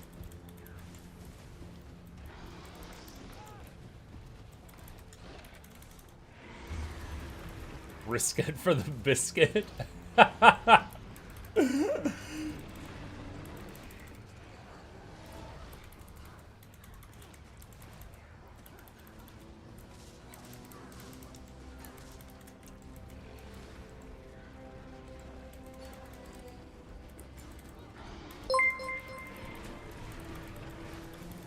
You were not prepared for the nuggy heat. I was not. That is correct. Pizza rolls are meant to be eaten molten. Okay. Dragon. I usually eat as soon as possible, but after I let it cool down a bit. We take down the Shatterer. You're free to leave packed employment. Then I demand a pension. Ugh.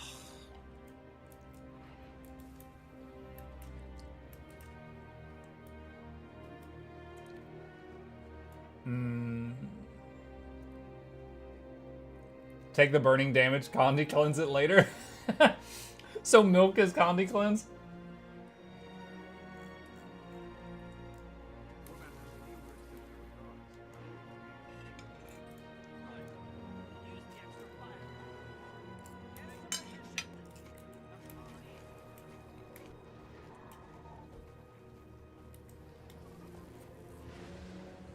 Milk is Condi cleanse, it checks out.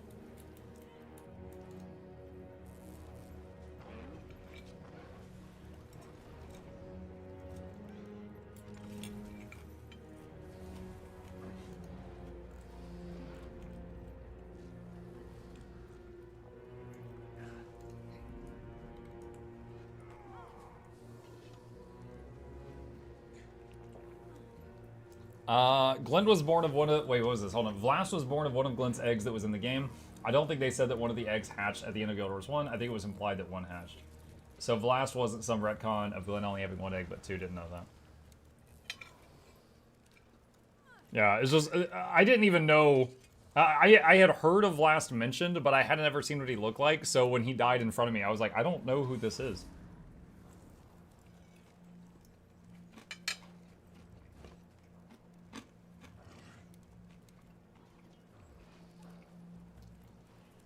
Even if you're lactose intolerant, milk is still a cleanse, just a less pleasant one. I'm curious, if you eat something spicy and you're lactose intolerant, could you get milk, swoosh it around your mouth to, you know, come into contact with your taste buds, and then spit it out so that you don't upset your stomach? Or is there still a problem with that?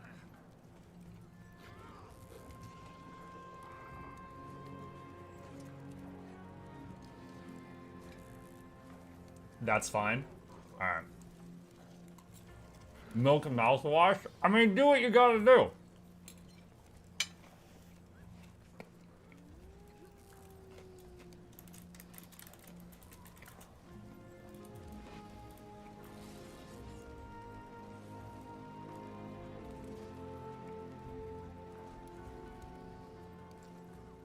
You'll still swallow some milk residue, and if you're super sensitive, it's a dot. It's a dot? Oh no, I swallowed damage over time. I mean, if you were already eating like ghost peppers, I think you were already eating dots.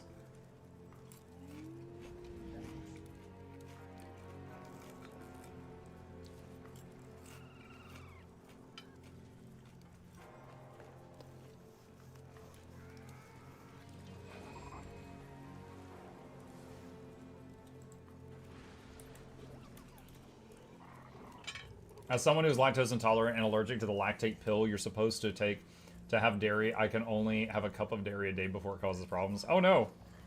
You're allergic to the thing that fixes the first allergic?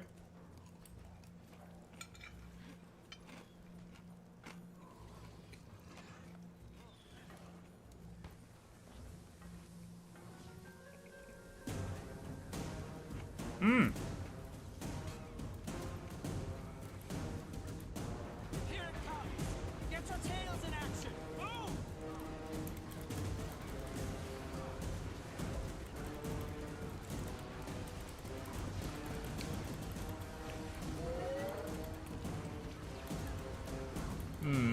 Since I'm on EU, I wonder if we're just gonna like blitz it down.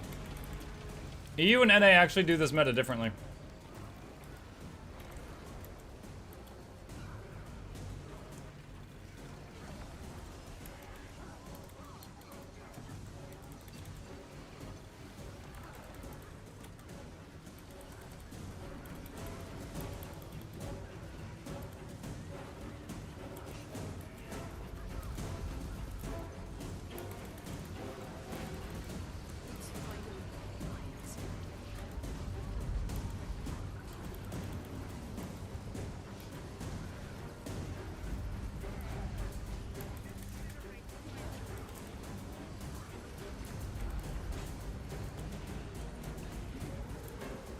Oh no!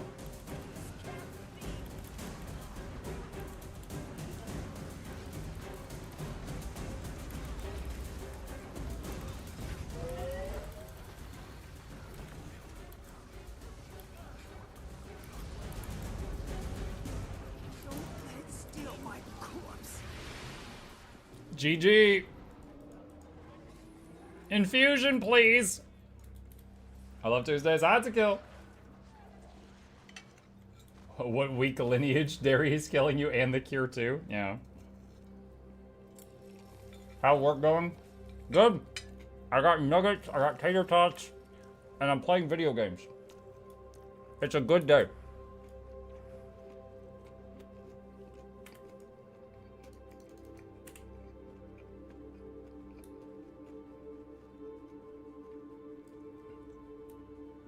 I just like I've not seen the other bosses killed on EU. I mean, I could try to find more bosses.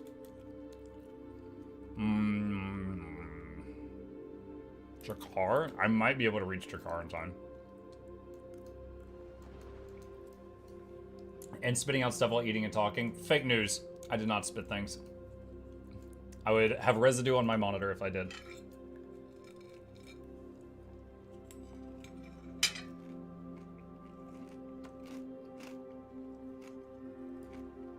You spit facts? True.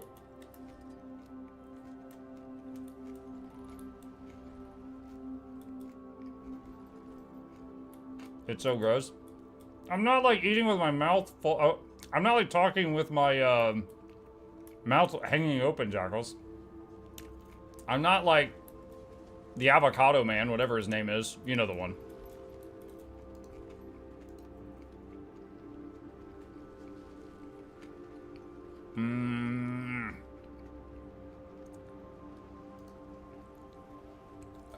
Can they just rename this to season 5? God dang it.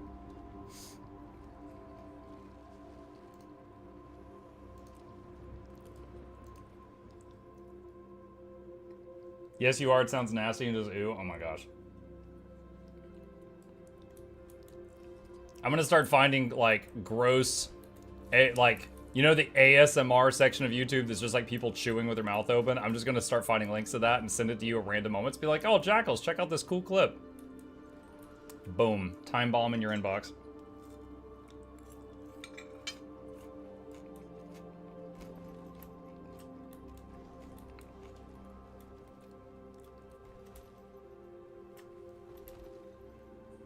This is a mukbang video now? No, that's illegal.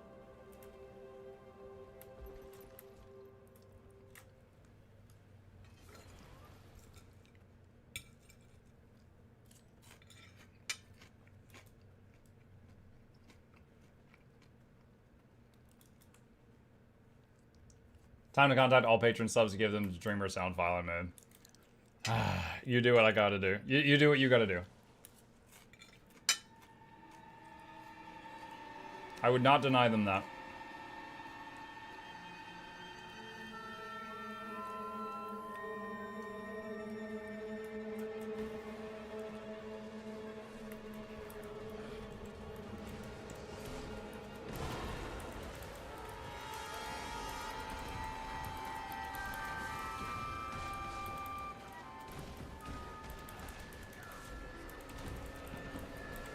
Who used to play Blue Knees? I want to say Ace and Kurax did.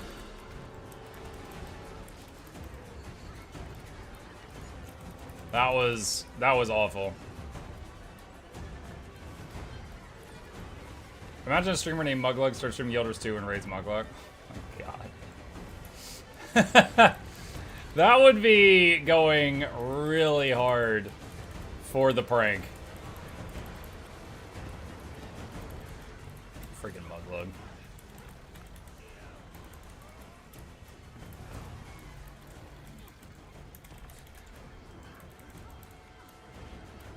Spirit of Nature Rose.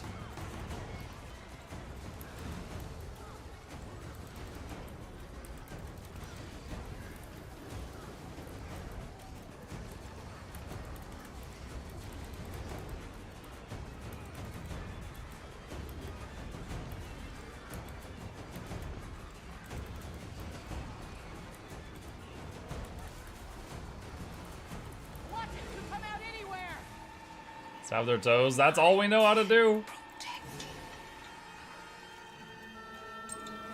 Whoa. Need some help here.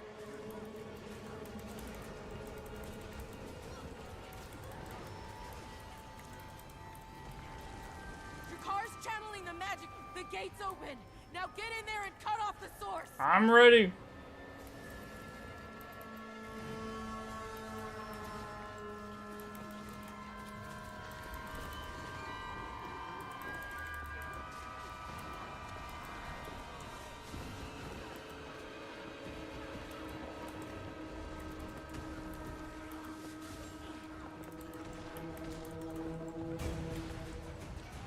Eagle's champion has been dispersed. I forgot how horrifying Bureau was. Oh, man, dude, I liked it. I like grimdark stuff in storytelling. I enjoy the Diablo universe. I enjoy, like, the Warhammer and Warhammer 40k universes. I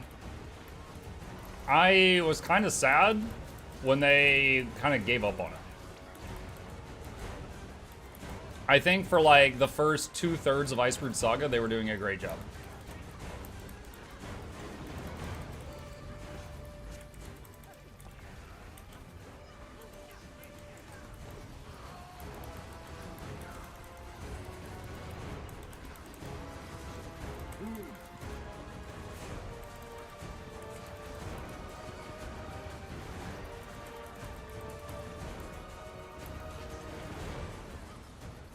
GG! Easy.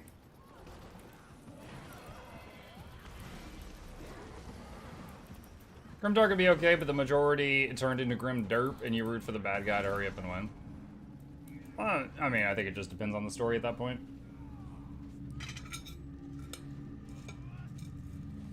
No.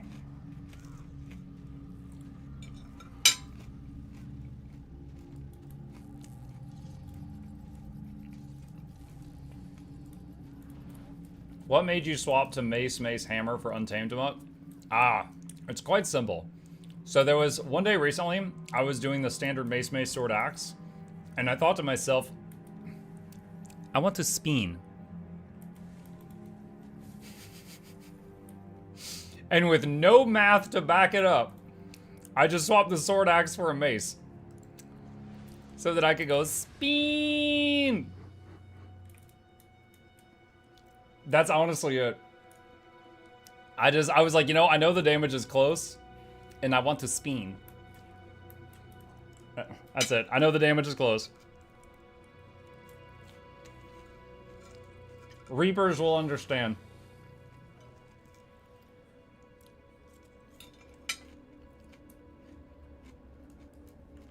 Alright. What else we got?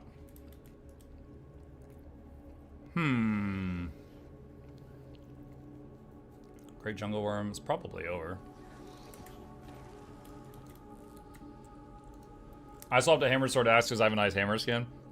I like the Mace the most. It's just deciding what's gonna go with it.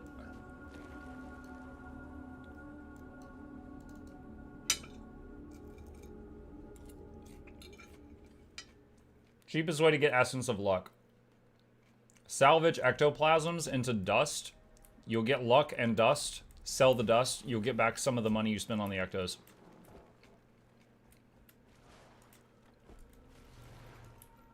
Do you still run Berserker with maces? In open world, yeah. You could run Celestial. But yeah, I often just run Berserker. But Berserker or Selly would be fine. But I take the same build into like Fractals and Strike, so I usually just keep it as Berserker.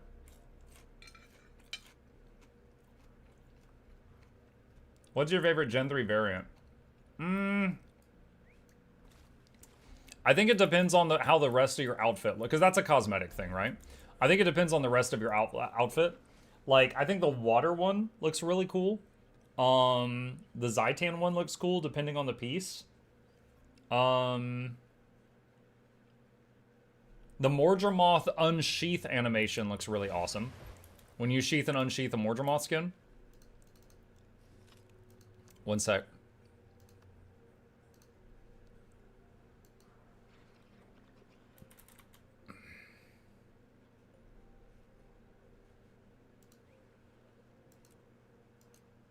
The vine thing.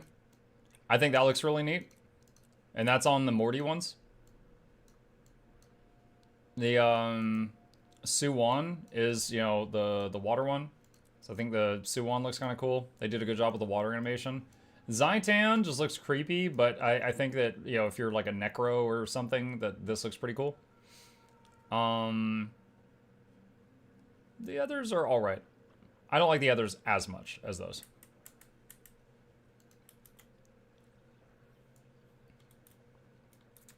You've gone over to Mace's hammer in your build? For now. I don't have any math to tell, you know, to say that, like, that's better. But yes, I'm doing that currently. Just kind of for fun. But it is more than, you know, it is still completely viable.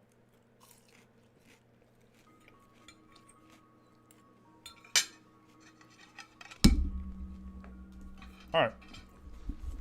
Done. I am fueled and will live for another few hours. Hello, I am the Jade Heights Gatekeeper. Let's see. Is anyone doing Seitong? Looking for group. End of Dragon Seitong. Oh, whoa. All EOD. No, I have to join OWO? Q2. So you're saying there's a chance. This is like a Shugo group. What's this meta? Oh, whoa.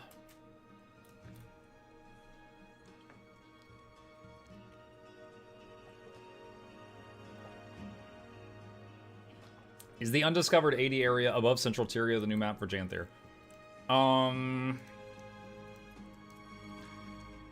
Well, there's a Janthir Bay right there, and Isles of Janthir right there, so I'm pretty sure it's going to be something around here. Is that area more colored in? I don't know if that's just my imagination. Yeah, I think it's something around here.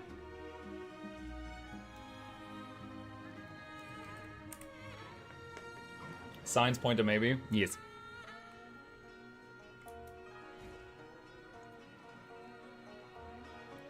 Q size is 2, but your position is 3. What?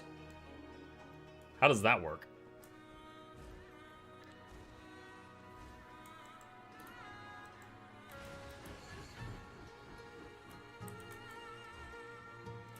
Schrodinger's position? Yeah. Have they mentioned any underwater content? There's a new spear, but not specifically underwater content. Wasn't enough. Now they're looting our homes. The nerve. They even stole my neighbor's plow. His whole livelihood ripped away. And one of them pilfered my master's new holo projector. It was the latest model. How will he go on? I followed one Ah, there we go. 2 players got the map switch pop up, but they still haven't clicked on the buttons. Maybe. It's a land spear. It's interchangeable, though. You can use the spear in either one. Ooh, banners. Fususvidi? Oh, boy.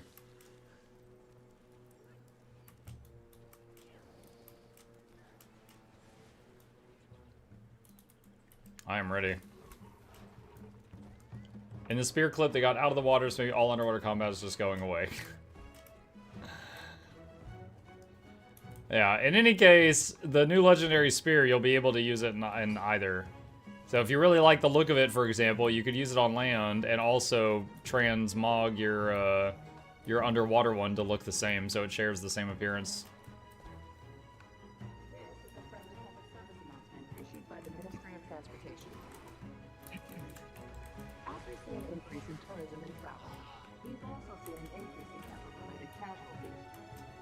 I hope the Gen 1 spear is in the new starter kit so I can buy it cheap. Oh, the new Wizard's Vault kit? That could be cool. Yeah.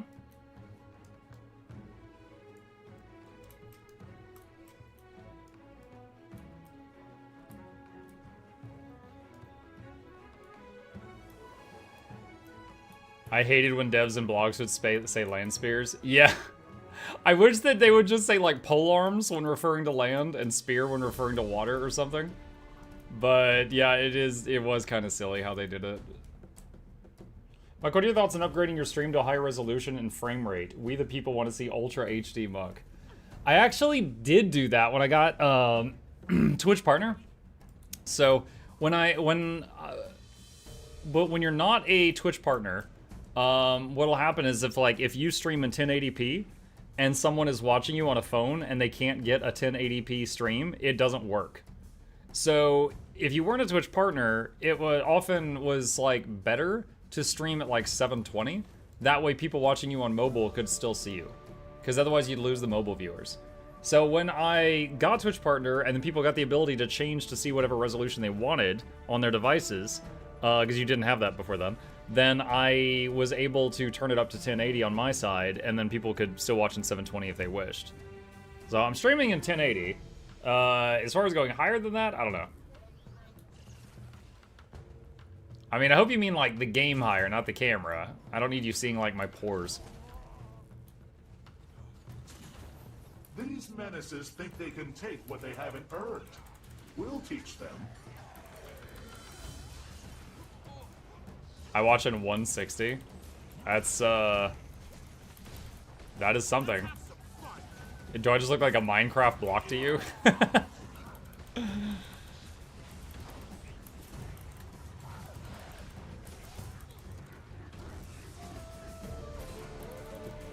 He's watching me on his, like, Samsung smart fridge. I'm keeping that food cold.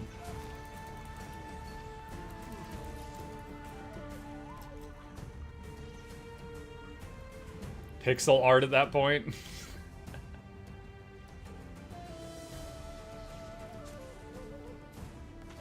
Quite sure they mean the camera. They don't need that. They don't need that.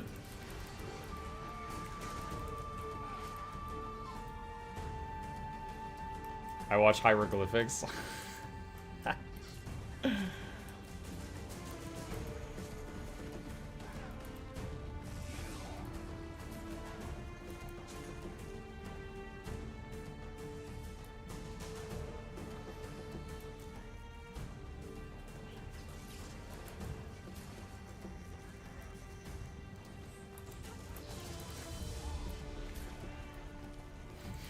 I watch caveman paintings. You can't go 1440p on Twitch, but you can on YouTube. Yeah. I actually stream at a higher bitrate than what Twitch recommends because that way the YouTube, because okay, YouTube does support a higher frame rate than Twitch does slightly. So I'm actually streaming, because I'm doing the same stream to both. I'm streaming at a slightly higher bitrate than what Twitch tells you to do, so that Twitch gets a little bit better, so that YouTube gets, you know, a better experience. And so Twitch, it's funny, if I open this up, oh shoot, no, I'm gonna have to pull it over to the other monitor. Give me 1 second. Okay, so this is my dashboard. You see this red line? This is supposed to be green.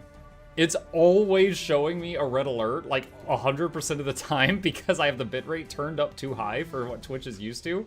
So it's just like, we're dying! Or oh my god, red alert, just all the time. It's 100% of the time it's freaking out over there, because I turned up the bitrate like 6 months ago to make the YouTube experience a little better. It's always, yeah, it's Octavine. It's always panicking. Red means go faster. Scrape my sprockets. There's more of them.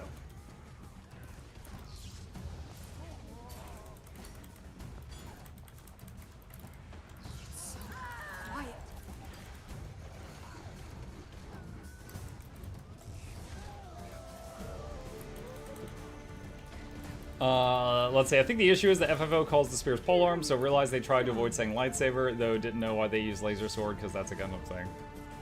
Oh, man, I don't know. I mean, polearm, glaive, bardiche, short spear, long spear, pike, lucerne hammer, the halberd, if I didn't say that already, there's a lot of options. I will say, one single thing I am disappointed on after seeing the animations for land spears, okay? And I want to point out, for years, you could check the clips, you could check the receipts, chat. For years, I was like, oh man, if they add a new weapon type to the game, because, you know, we don't have two-hand axes, you know? There's so much we don't have in the game. I was like, for years, if they add a new weapon type to the game, I want polearms, because there's so much we could do with that. And we did sort of finally get that, but the one thing I'm disappointed in is very few of the animations use two hands.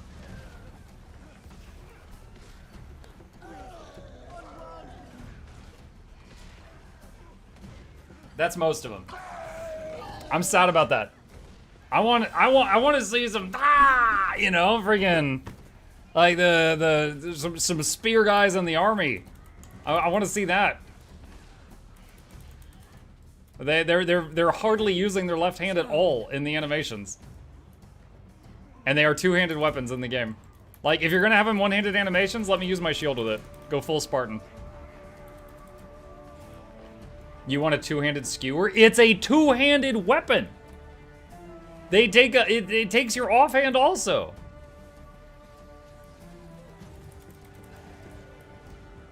That would require new animations. They were already making new animations!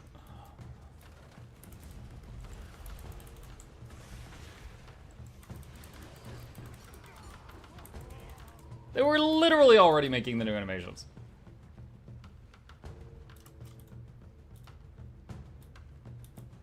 Anyway, it's a small, like I said, guys, it is a small complaint. It is a small complaint.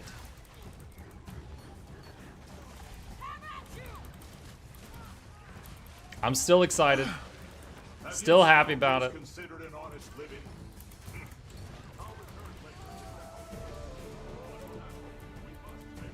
Gotta protect your spear with your very expendable vital organs. I seem to have stumbled across some sort Not of giving folks focus of forever. Yeah, there's 4 classes out of 9 that can use focus. The 3 light armors and guardian. No one has ever been given focus as a elite spec weapon in the entire game so far. My reason for wanting focus on more classes is a silly one, chat. It's that I love the graphic of the Binding of Hippos. It is my favorite legendary in terms of graphic, and I want to be able to use it on more classes. That's it. That's my silly reason. I just want to be able to use that more. Oh, someone redeemed this earlier. I'll refund it because I'm late, but I'll do it anyway.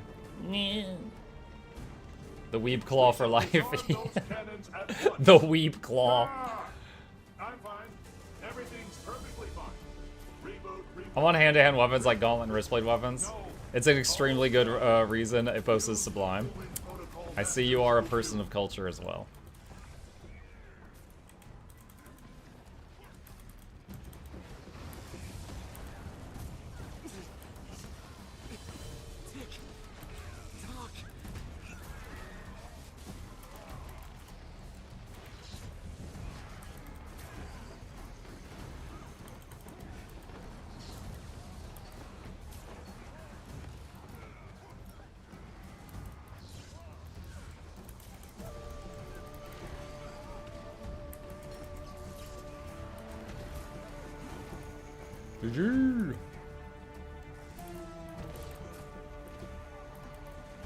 Binding of Hippos' best Leggy skin after Nevermore.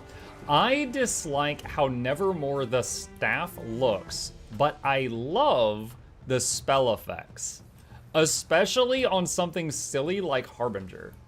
Because Harbinger, you know, they take their hands and they're just like, muda, muda, muda, muda, muda, muda, muda, muda, and they're firing birds, right? So like the whole time a Harbinger is going muda, muda, muda with a Nevermore in their hand, they are blasting birds at the enemy. Ah.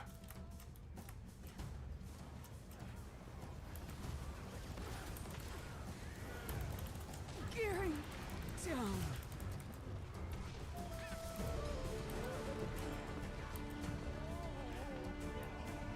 I love Vertirock equip animation. Oh, the Ghost Horn? That was like my 2nd or 3rd legendary. It makes a lot of visual noise, but I enjoy using it from time to time.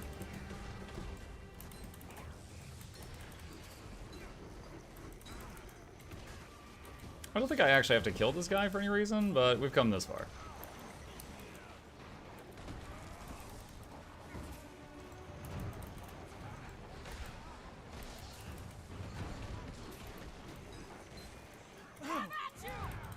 What? Another? Okay, no.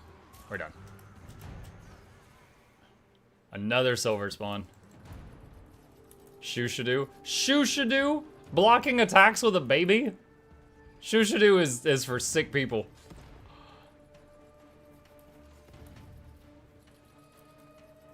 What are the top things you're gathering and collecting for the new expansion? Right now I'm just having fun and chatting with folks. But going into the expansion on launch day, I'm going to be gathering XP buffs to minimize how long it takes to get all the new masteries. Spruce says, it's not my baby.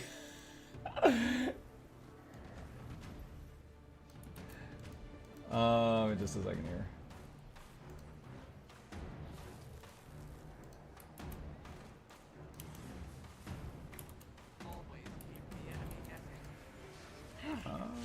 What do we have here? I have had it with these undue surprises. Initiate Alright. rage mode. Rage mode.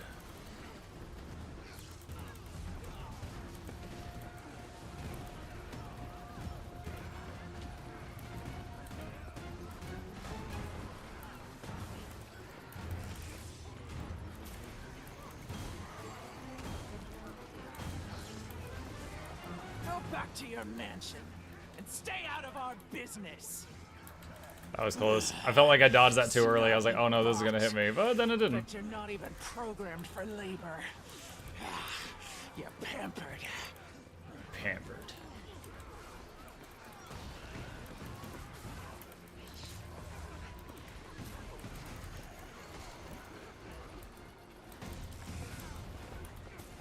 I will notify the next of kin. Okay.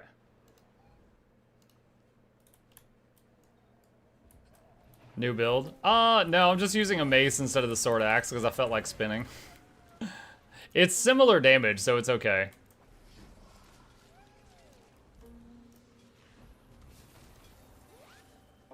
Let's see.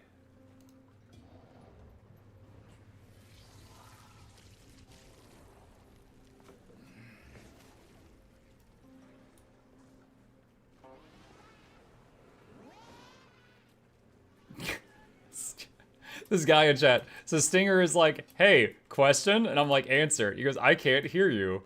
And I'm just like, and he's like, I'm at work working on the phone.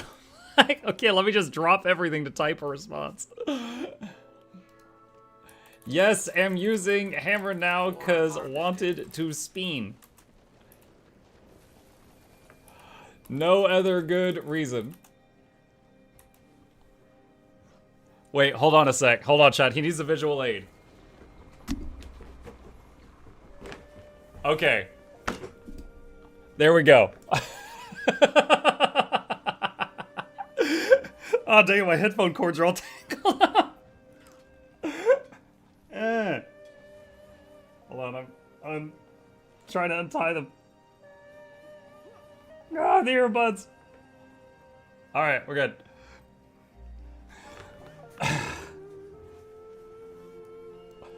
Hammer, spin to win, you sign, love it. You know, I could have actually used the hammer. Someone once made a band hammer in honor of Flute Girl. They didn't have a flute. They took a toy recorder and combined it with a toy hammer. So see, it's got the recorder bit there, and so I could have used this. And then spun around with that. I'll do that next time.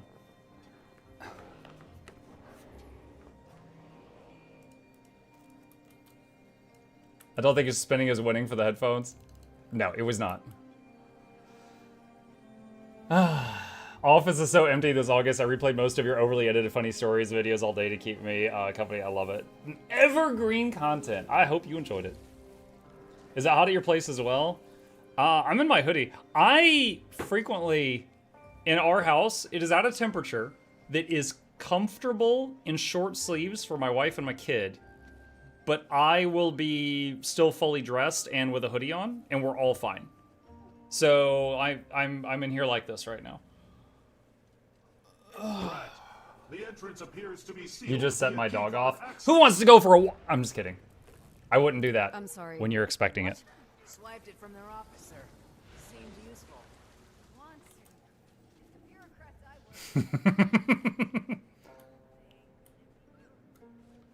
ANET released a teaser video an hour ago about the expansion. It's a puzzle piece. What?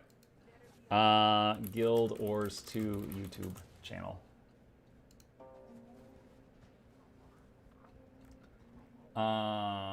2 months ago. That's not it. 2 weeks ago. What? It's on their Facebook page. What? Guild Wars 2 Facebook page.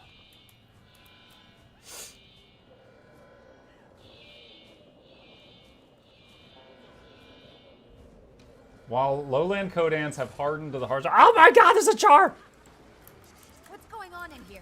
Just where are you taking our things? What's it to ya? Hold on. You wouldn't mind sharing a little hospitality. More than a little. You crooks have been at it all day. No. Only what we need. While lowland Kodan have hardened to harsher aspects of Janthir, they affectionately call Warclaw pups Journeykin. Warclaw pups Journeykin. Okay. And then, yeah, it shows a puzzle piece. Hold on a second. It just shows this thing sliding onto screen.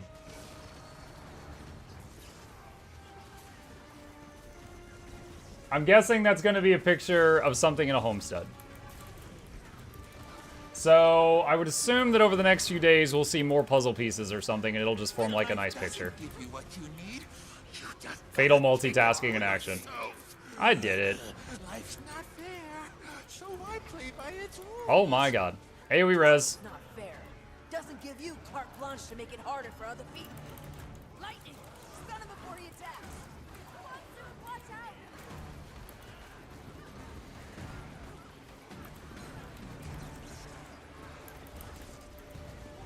Focus on the gyros. That should help us destroy his shield. Where is my target?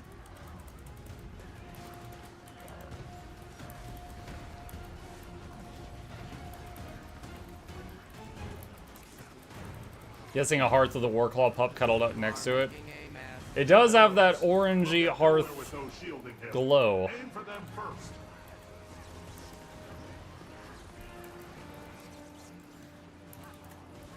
Threat exterminated.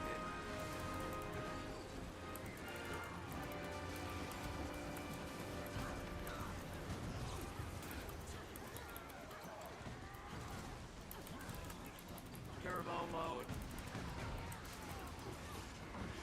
We cannot harm him this way. We must stop him from charging. Ow.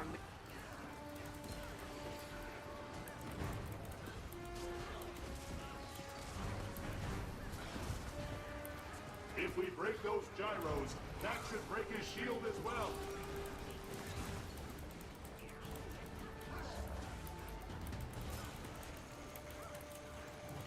Is this game very bad optimized, or is it my computer that can't play on higher than 30 FPS in these metas? The number one thing you can do to help your performance in like a big group like this is go into graphics and turn down character model limit. And this just determines how many other people the game draws. So see, now I still see some like health bars and stuff for other people, but I'm not seeing the people. And so my FPS went up. So that is something you can do if you wish. It's an option. Not a requirement, but it's just an option.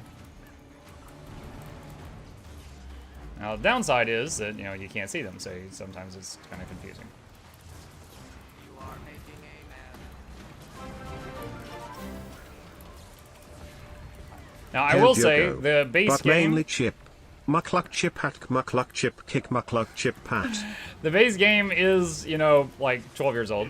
So, is it, like, greatly optimized? No. The answer to that is no. It could be better. They did recently up the DirectX that was on it.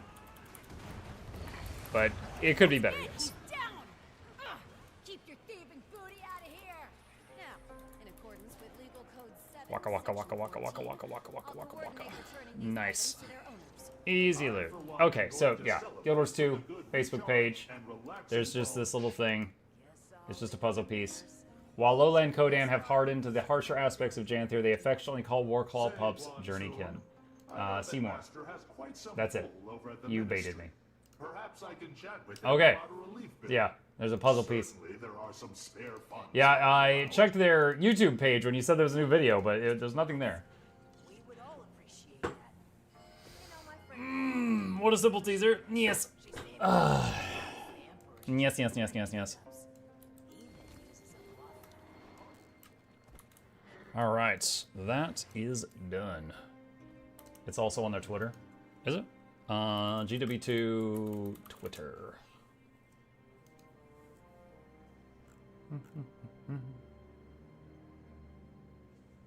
Where are they going? Yeah, so this is from June 4th. That's their pinned thing. Here's the puzzle piece thing. Here's them in Washington. And they reposted Laura's thing. Karma is a cat waiting at your homestead because they love you. Or because they're locked in. Chip waits at home because he can't open the doorknobs. I'm like, hi, Lord Fitna. The new articles released today have more details, but also kind of spoilery. New articles released today? What new articles were released today?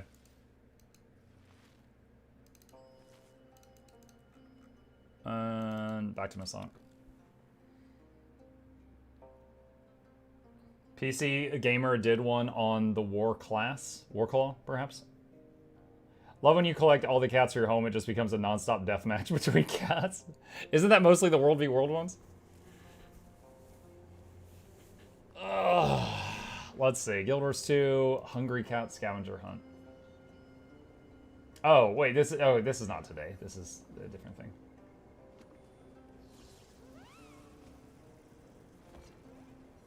Wait, collecting any cat will make a dead bird appear in your home instance occasionally. Oh my god.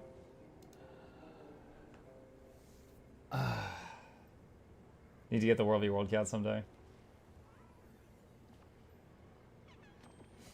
PC Gamer did one on Warclaws. They did 17 double jumps in a row. You know a double is 2, right? If you could just 17 jump, that's a different word. I don't know what the word is, but it's a different one.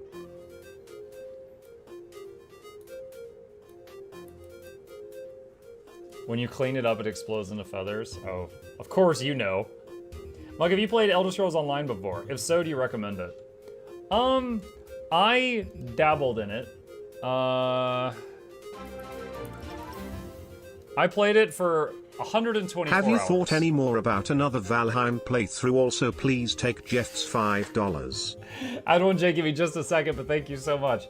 I played ESO for like 100 hours, and for an MMO, this isn't honestly that long. I just wasn't hooked into it. My things with ESO, let me turn this down a little bit. My things with ESO, one, it absolutely does not feel like playing like Skyrim or anything like that, you know? Like, it's an Elder Scrolls game, it does not feel like the other ones. The freedom of your builds feels like a lie. Like, yes, you can make a mage in heavy armor, however, the mage gets bonuses to their magic for being in light armor, so they encourage you to be in light armor, you know? Like, the leather classes, like the archer, are going to want leather armor, so it feels like that whole, like, freedom of wear whatever you want is kind of a lie in the late game. Additionally, making your own build felt really boring because you only had like 5 slots on the bar plus a weapon slot, like even less than Guild Wars 2. Stealing in the game felt silly because, like, you could steal a bunch of stuff, but stolen goods only sold for like a penny. So very quickly, the novelty of like robbing the blacksmith or like grabbing anything that's not bolted down, that novelty went away really fast for me, because it was all just like worthless. It wasn't worth the wait.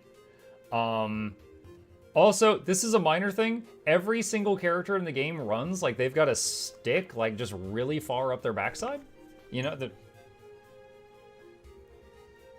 like, I don't know if that's just me. I feel like every single one of them run like that. That kind of is disconcerting for me. Like, when they're in armor, they all look like exactly the same race, except some of them have a tail. I tried it for a while. I just couldn't get into it. But I do know that there are, the game has had multiple expansions since I last played it. If you look, last played 4 years ago. So my experience may not match how the game is now.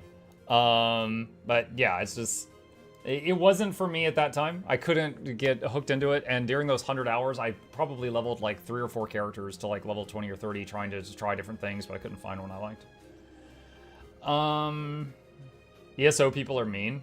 I haven't met any mean ESO people, but it's not like I travel in those circles much. Did you finish Pyre? Yes, I did. Did you enjoy it? Pyre. So Pyre was interesting. For anyone who didn't see me play Pyre, that game was... it's made by the same people who made Hades. And it was very interesting. It's one of their older games. It has like a million different endings. I will say the gameplay...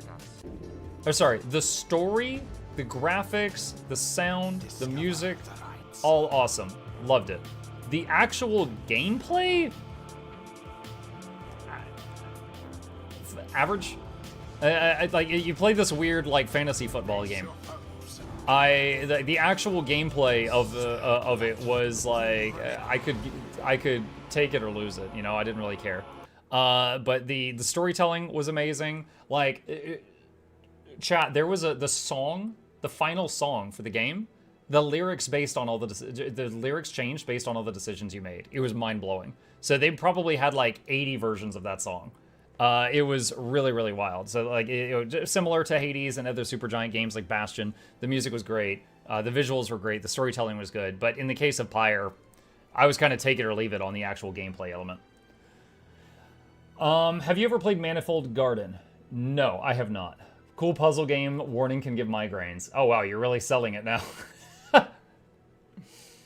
Have you ever played Plate Up Muck? No, Rajani, I've not heard of that one. I played ESO for more than Muck. I gotta agree with most of what he said. I did love how every zone had their own stories and you could just run around and help people out. Yeah, that was neat. Also love to run around and just gather stuff for hours. It feels okay, but ESO is kind of weird. I have to push myself to play it. Every quest makes you do a thing 3 times. Talk to 3 NPCs, collect 3 runes, polish 3 rocks. It's weird. Polish 3 rocks? See, my problem with ESO, every time I tried it, is the combat feels boring because the enemies don't react to your attacks unless it's hard CC like a knockdown or blind. Then there's a toxic community at endgame. Okay. Granted, it's been over just almost a year since I last played, but I have almost never seen any insult slurs in chats, not even when I failed tanking dungeons. You could play this mode but mute everyone. What? So PvP then. Let's see. I'm trying to get him before next Tuesday. What? Oh, the challenge mode Fractal Cat before next Tuesday. Gotcha. Time. It is that time. It is that time. I'm trying to read any remaining questions and address them before I have to step out. Bad case. Don't forget to like it, subscribe. 2 of the World v World ones. There's 2 World v World cats that fight each other. Then there's black cats that fight each other. And then you have a cat that makes a snowball and you can throw it around. I tried coming back to PvP for the rush, thinking they'd welcome new pop to their mode. No. I will say, you know, I have got... Let's see. Now, I haven't played PvP recently, right? But I do have 5,681 games played. I have very, very much enjoyed this game mode over the years. And most of my time in there, I would either... can you do... you could do pings on the map, you know? Or you could do the drawing on... Actually, I don't know if I can draw on the map here or if I can only do that in PvP lobby. But I would either draw on the map or ping on the map to communicate with people, or call targets like that. Be like, you know, hit that, or hit that, or hit that, you know? I actually typing very, very little. And it did seem like the people that actually wanted to actually type were just like complaining. And so I would have like 5 games in a row where no one said anything, but they communicated through pings and markers. And then one game where some guy's just like, How I Met Your Mother. And just wouldn't shut up. Ad1J says, so Valheim. Yes, thank you for the reminder. Ad1 said, would you consider going back to Valheim? Yes. So Valheim, I cleared the base game of Valheim, right? That is a big game. And they since added, what, the Mistlands? I never played the Mistlands. And they added something else after that. And anything after base game I never played. I cleared the base game, I never did anything after that. Now, it has been so long since I last played it, I would say if I'm gonna play it again, I might wanna, like, start fresh, which would mean, like, you know, probably, you know, 100 or 200 hour journey. So, am I up for that? Yeah. If the audience is there for it. If people want to watch it, I'd be game for that. I enjoy the, you know, survival games. But it would take a while to get back to where we were and then continue on because I would want to start it over. When Return to Enshrouded? Probably when it's done. Enshrouded is a fun game. I played it with my kid and I played it on stream. I've got 43 hours in it so far. Apparently I need to do an update. Is it still in early access? I don't even know. I haven't read it recently. It's still in EA. So, I'm curious, do we know the release date for Enshrouded? Let's see, Enshrouded game release date. Set to be released in 2025. That's all it says. I am very game to play Enshrouded again. Unless they do another sponsored stream, I'll probably wait till it's fully done. I love Valheim, let's do it. All right, that's awesome.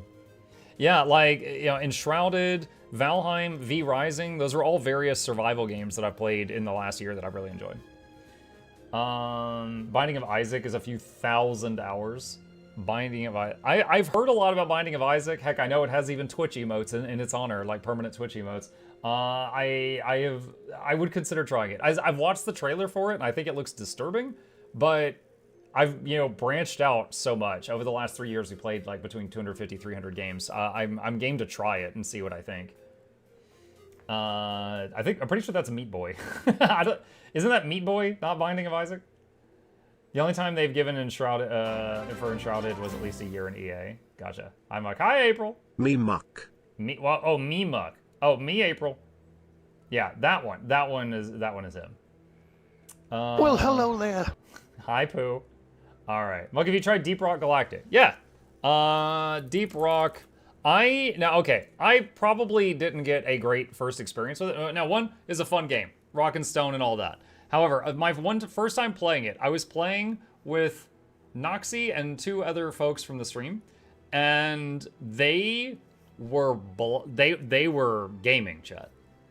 It was my first time. So I felt like the entire almost 3 hours I was playing it, I was just trying to catch up to them.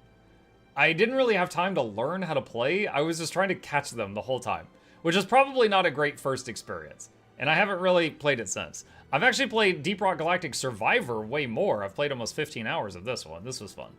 But yeah, I've tried both of those. They are fun games with the correct people to play with. Well, Deep Rock Survivor is kind of like Vampire Survivors, but the other one is fun based on who you're with. Like Guild Wars 2 dungeon experience for new people? Yes, like what Rose went through in the new dungeon thing.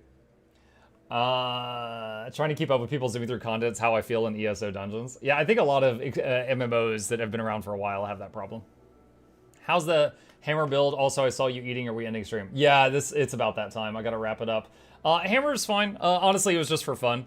Like, sometimes I swap to the axe. The axe ambush is really good. The axe ambush hits 5 enemies that are anywhere around you, as long as they're in range. So the axe does worse single target damage, but has good cleave in a large area. The hammer, you know, is spin, which is fun. The sword, I think sword axe is good numbers, but not fun in my mind. Because you just, you hit the axe 5 and then you could just go AFK, make a sandwich. You spend that time not playing, but it is very powerful and it does good numbers. What is Janthir? Next Tuesday, a new Guild Wars 2 expansion comes out called Janthir Wilds. And I'm about to wrap things up, so I'll say this one more time. For anyone who doesn't know, next Tuesday is the launch of Guild Wars 2 Janthir Wilds. On that day, I will be streaming the whole day. So just imagine like this whole morning stream, and then plus the whole afternoon and evening all the way until midnight. During that time, we have got 24 legendaries to give away. Holy crap.